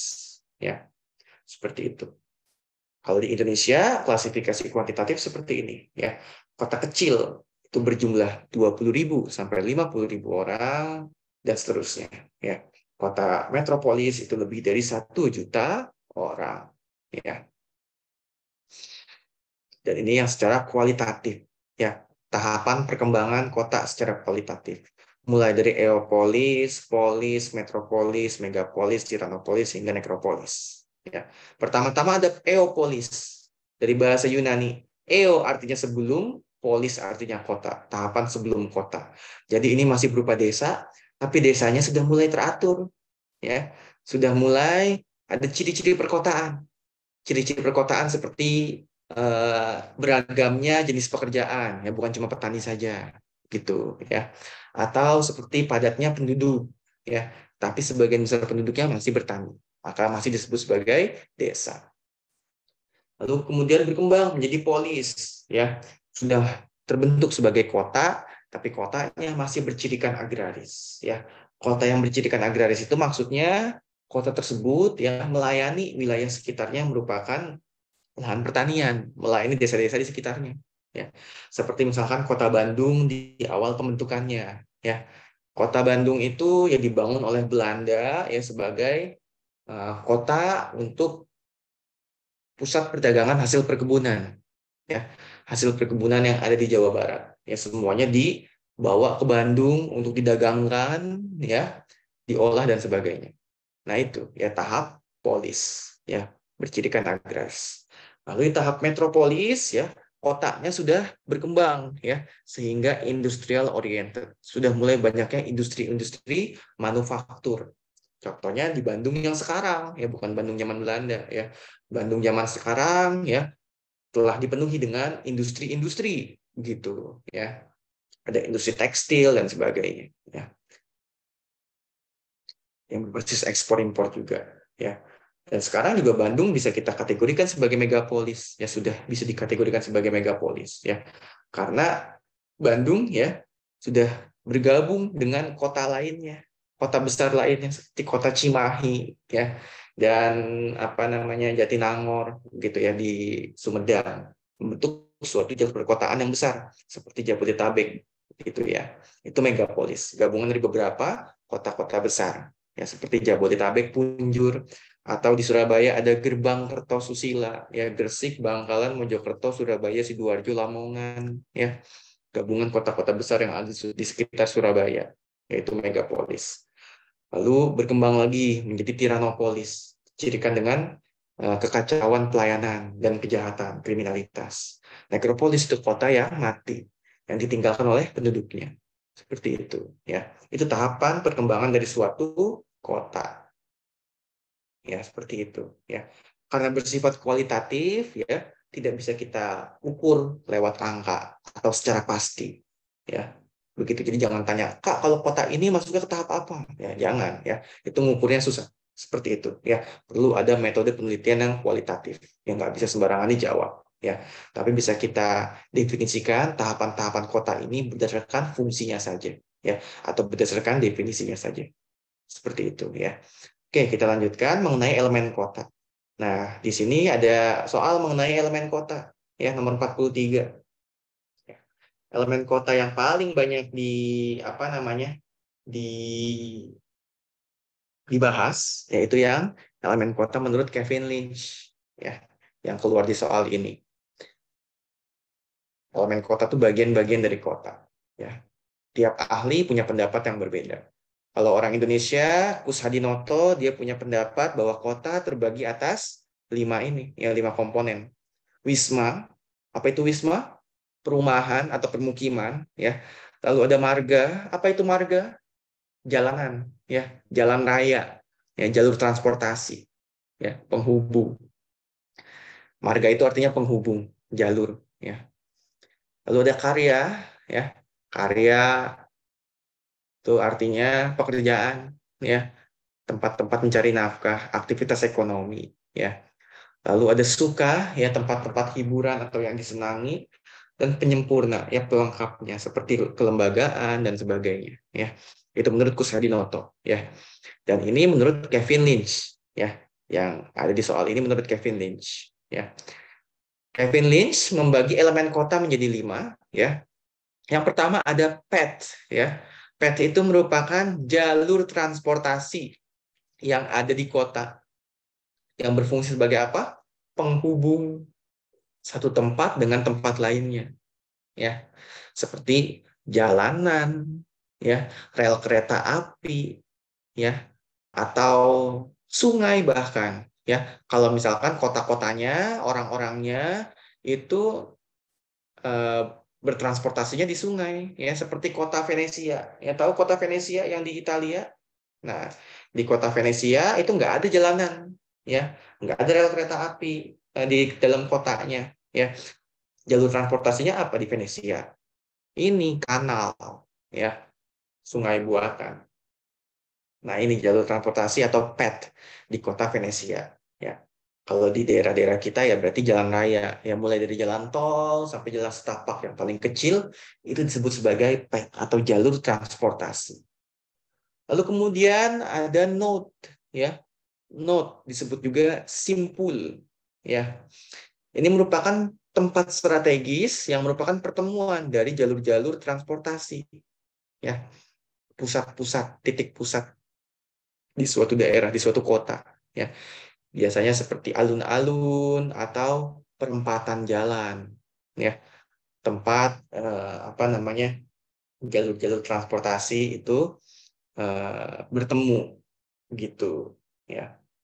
Seperti misalkan kalau di Jakarta itu ada kawasan Dukuh Atas, ya.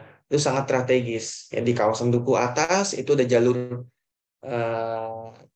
kereta api, ada jalur MRT, ya, ada jalur busway, ada jalan raya terbesar, ya, jalan protokol di Jakarta, ya, Jalan Jenderal Sudirman, seperti itu.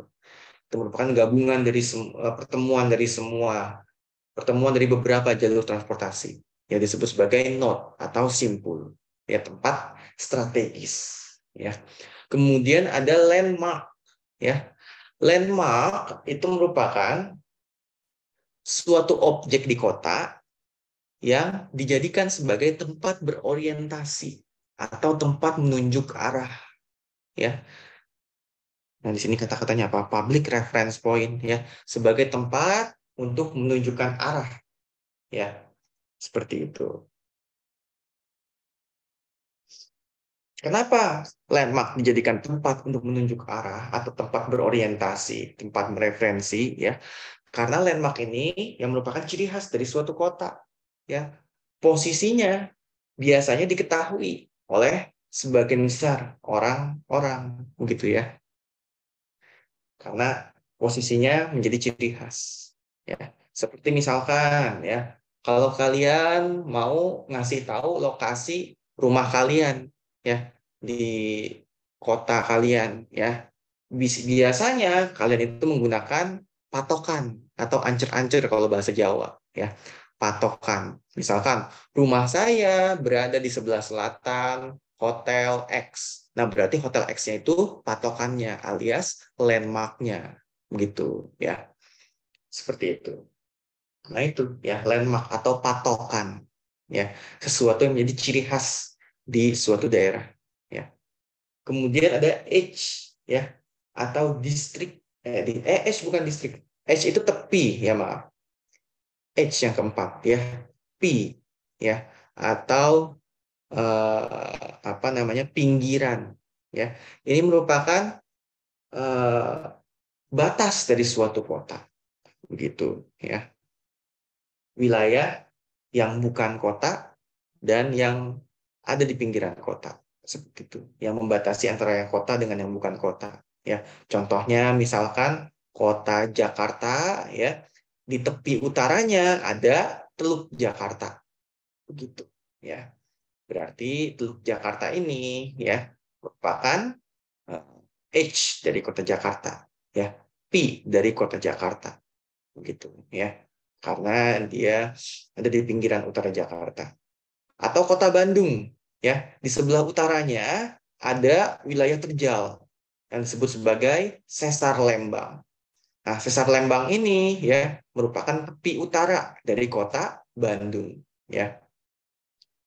Seperti itu, ya. Dia bukan bagian dari kota Bandung, ya. Bukan kota karena dia terjal, ya. Susah untuk membangun kota di wilayah yang terjal. Nah, H ini ya berarti tepian dari kota. Ya, Sesar Lembang ini tepian dari kota Bandung.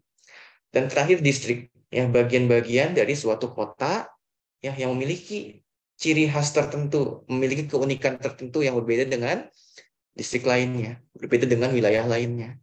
Seperti misalkan kalau di kota ada kawasan permukiman, ada kawasan industri, ada kawasan perdagangan dan sebagainya. Itu distrik-distrik yang ada di kota. Kawasan permukiman juga beda-beda distriknya. Ada kawasan permukiman orang kaya, kawasan permukiman orang menengah, dan kawasan kumuh. Begitu. Yaitu menurut Kevin Lynch, ya, elemen perkotaan menurut Kevin Lynch. Jadi ini jawabannya apa? Kalau ditanyakan sebagai penghubung satu tempat dengan tempat lainnya, maka jawabannya PET. Ya, begitu. Sungai Musi, ya, di Palembang. Ada di sini yang dari Palembang?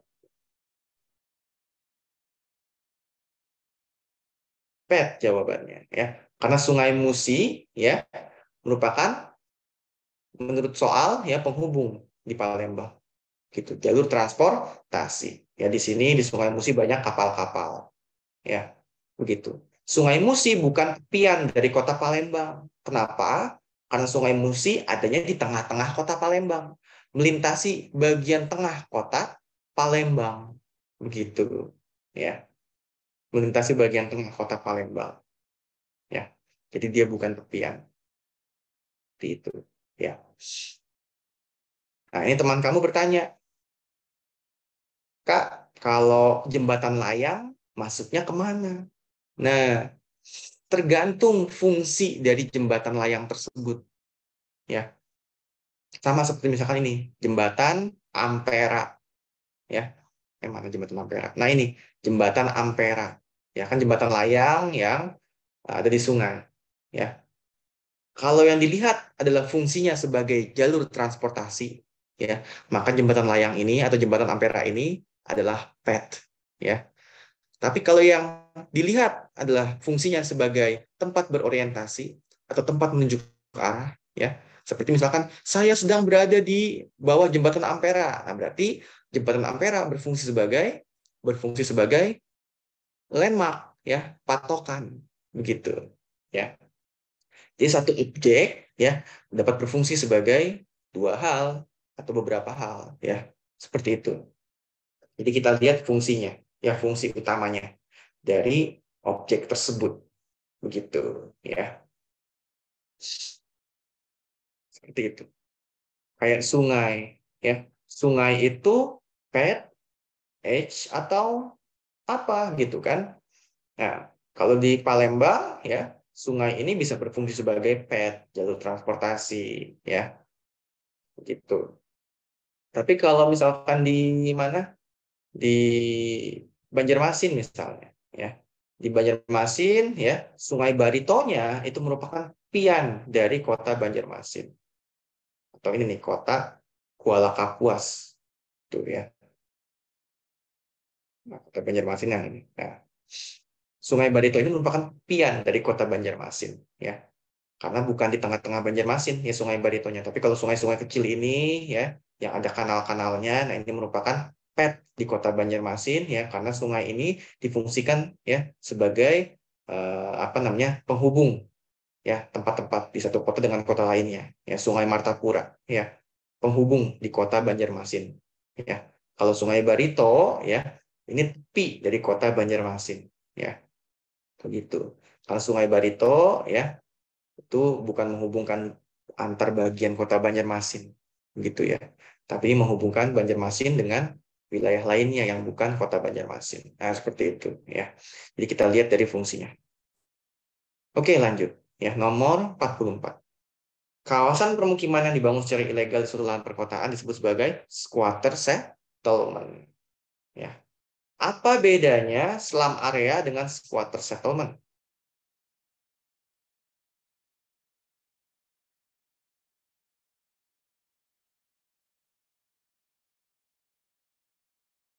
Ya. Apa bedanya slum area dengan squatter settlement?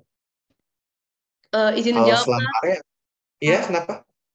Izin menjawab. Kalau Iya. slum area itu dia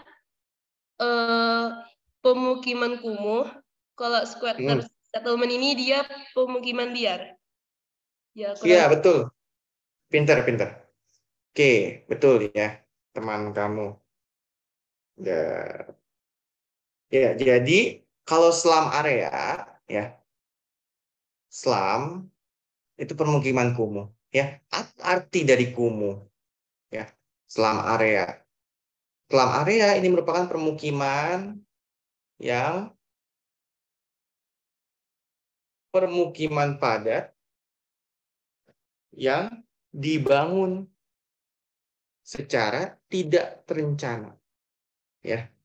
Jadi kelihatan kumuh, berantakan karena padat dan dibangun secara tidak terencana, ya. Sehingga kekurangan infrastruktur, ya. Sehingga kekurangan atau minim infrastruktur, ya. Ini definisi dari slum area, ya, slum. Kalau squatter itu artinya permukiman yang ilegal, ya, yang dibangun di atas tanah yang ditempati bukan haknya, begitu ya, menempati tanah negara atau tanah orang lain, ya, disebutnya squatter settlement, ya. Misalkan kalau di Jakarta ada kawasan Tambora. Nah, kawasan Tambora ini kawasan terpadat di Asia Tenggara tuh katanya, dan merupakan kawasan kumuh, ya, kampung padat penduduk yang sering kebakaran, ya. Nah, ini ya kawasan kumuh atau slum area, ya, dicirikan dengan permukimannya padat, ya, lalu tidak terencana, semua orang bangun seenaknya aja, begitu ya. Tapi tanahnya punya dia sendiri, yang nggak ilegal. Ini nggak ilegal, ya. Tanah-tanah mereka, ya, mereka bangun tanpa rencana. Ya, tiap orang punya rencana yang berbeda-beda, begitu. Ya, tidak sesuai dengan rencana pemerintah, ya. Dan kekurangan infrastruktur, ya, seperti jaringan jalannya, ya, jelek, gitu, ya, sempit jalannya, nggak ada tempat parkir, ya, mereka parkirin motor di dalam ruang tamu, begitu ya, dan sebagainya. Kekurangan infrastruktur air bersih, ya, biasanya mereka ini orang-orang yang tinggal di permukiman seperti ini tidak menggunakan air dari pipa PDAM melainkan air tanah, ya, air sumur, dan itu akan menyebabkan masalah lain, ya, berupa itu ya, pengambilan air tanah besar-besaran menimbulkan penurunan permukaan tanah, ya, menyebabkan banjir dan sebagainya, begitu ya. Tambora. Kalau squatter settlement itu permukiman liar, ya, yang dibangun secara ilegal, seperti permukiman yang ada di bantaran sungai, gitu ya, bantaran sungai Ciliwung, ya. Nah, ini ya, ini kan tanah punya pemerintah, begitu ya, yang apa namanya, pada RT RW, rencana tata ruang wilayah, ya, difungsikan sebagai sempadan sungai, tidak seharusnya dibangun, ya. Biasanya squatter settlement itu bangunannya, ya, semi permanen, ya, bukan dari batu bata, ya, tapi dari kayu, seng dan sebagainya. Seperti itu, ya. Itu bedanya slum dengan squatter settlement. Transit oriented development, artinya apa itu transit oriented development? Pembangunan yang berbasis transportasi umum, ya. Jadi kalau pembangunan yang konvensional kan biasanya kotanya dibangun terlebih dahulu. Baru ketika ada kemacetan, mereka bangun jalur-jalur transportasi umum, di-upgrade dan sebagainya. Tapi kalau transit oriented development, ya, yang menjadi tulang punggung pembangunan adalah transportasi umum, ya. Stasiun-stasiun transit, tempat orang-orang berganti moda, gitu, ya. Dan setelah dibangun jalur transportasi, dibangunlah permukiman di sekitarnya, ya, yang mendukung transportasi umum, ya, dan menghindari transportasi pribadi, ya, seperti misalkan pembangunan apartemen yang nyambung dengan stasiun, ya, disebutnya TOD, ya, TOD, Transit Oriented Development. Nah, seperti ini, ya. Misalkan di Jakarta, ya. Di Jakarta itu kan sekarang banyak ya tempat-tempat transit seperti di kawasan Dukuh Atas tadi, ya. Kita bisa berganti moda atau transit dari MRT ke kereta komuter, atau dari MRT ke Transjakarta dan sebagainya. Nah, itu disebut tempat transit, ya, berbasis transportasi umum, pergantian moda transportasi umum. Nah, di tempat-tempat transit tersebut yang merupakan tempat strategis, dibangunlah kawasan multifungsi, ya. Biasanya dibangun perkantoran, mall, apartemen, ya, rumah tinggal dan sebagainya, gitu ya. Yang memudahkan orang untuk mengakses transportasi umum sehingga orang-orang yang tinggal di TOD tidak perlu menggunakan kendaraan pribadi. Ya, ini dapat meminimalisir kemacetan. Nah, seperti itu. Kalau compact city ini merupakan konsep terkini dari penggunaan lahan di kota, ya. Kota yang kompak, ya. Dan merupakan lawan dari kawasan suburban. Nah, jadi kalau kawasan suburban, ya, suburban housing seperti ini, ya, ini merupakan bagian dari yang namanya urban sprawl, ya. Urban sprawl atau perembetan kota, ya. Kota yang pinggirannya meluas karena pembangunan perumahan, ya, yang meluaskan wilayah kota seperti ini, urban sprawl, ya. Jadi di pinggir-pinggir kota dibangun rumah-rumah, ya, sejauh mata memandang hanya rumah-rumah dan rumah seperti itu, ya. Dan ini tidak bagus ya permukiman suburban seperti ini bagi lingkungan, ya, karena apa namanya, orang-orang yang tinggal di kawasan suburban, ya, biasanya mereka menggunakan kendaraan pribadi, ya, pakai mobil. Dan dari mobil tersebut, ya, akan timbul masalah berupa kemacetan, ya, karena setiap hari orang-orang dari suburban pindah ke kawasan urban untuk bekerja, pulang lagi di malam hari, bolak-balik antara pinggiran kota ke pusat kota, ya. Nah, itu menyebabkan kemacetan dan masalah lainnya, ya, seperti itu. Jadi untuk melawan hal tersebut, ya, konsep terkininya namanya compact city. Nah, ini, ya. Konsep compact city ya terdiri atas 5D, ya. Kota yang baik, kota yang kompak, ya, itu harus punya density, ya. D yang pertama density, kepadatan yang tinggi. Jadi yang bagus itu yang padat, bukan yang rumah-rumah renggang-renggang begitu ya, yang ada di kawasan suburban, ya. Yang lebih ramah lingkungan itu apartemen-apartemen yang punya kepadatan tinggi. Lalu, ya, D yang kedua itu distance to transit, ya. Harus punya jarak yang dekat dengan transportasi umum. Lalu D yang ketiga, destination access, ya. Kota tersebut, ya, dari bagian-bagian kotanya harus punya aksesibilitas tujuan yang beragam, ya. Dekat dengan fasilitas kesehatan, dekat dengan sarana ibadah, dekat dengan pasar, dekat dengan sekolah dan sebagainya, ya. Jadi punya banyak akses. Lalu diversity, ya, beraneka ragam, ya. Penggunaan lahannya tidak hanya satu, tapi banyak. Begitu contohnya ini, ya. Kalau ini di kawasan suburban, ya, penggunaan lahannya cuma satu, ya, satu jenis. Lahan seluas ini digunakan untuk permukiman, ya. Konsep yang baik untuk pembangunan kota bukan yang homogen seperti itu, tapi ya pembangunan mixed use development, ya, yang penggunaan lahannya campuran. Nah, seperti ini, ya. Jadi di suatu blok kota, ya, itu ada permukiman, ada juga tempat untuk bekerja, ya, seperti itu. Seperti misalkan di satu gedung, ya, di bagian atasnya ada apartemen, di bagian bawahnya ada mall, ada kantor. Nah, itu akan meminimalisir orang yang pakai kendaraan pribadi, ya. Jadi kalau mau kerja tinggal ke bawah saja, tinggal naik lift ke bawah, udah ketemu kantor, ya, rumahnya di bagian atas. Nah, seperti itu, ya.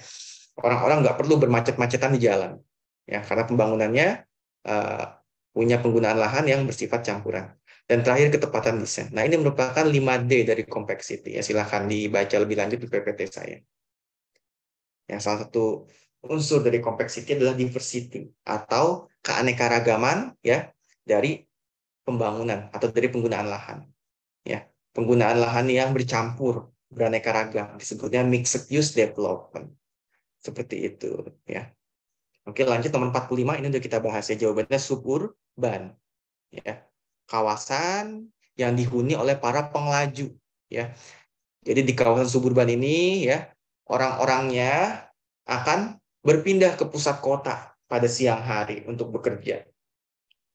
Kawasan ini kosong ya karena isinya hanya rumah-rumah saja yang tidak ada aktivitasnya pada hari-hari kerja. Begitu ya kawasan suburban. Ya, luasan kawasan suburban disebut sebagai urban sprawl. Ya, seperti itu. Ini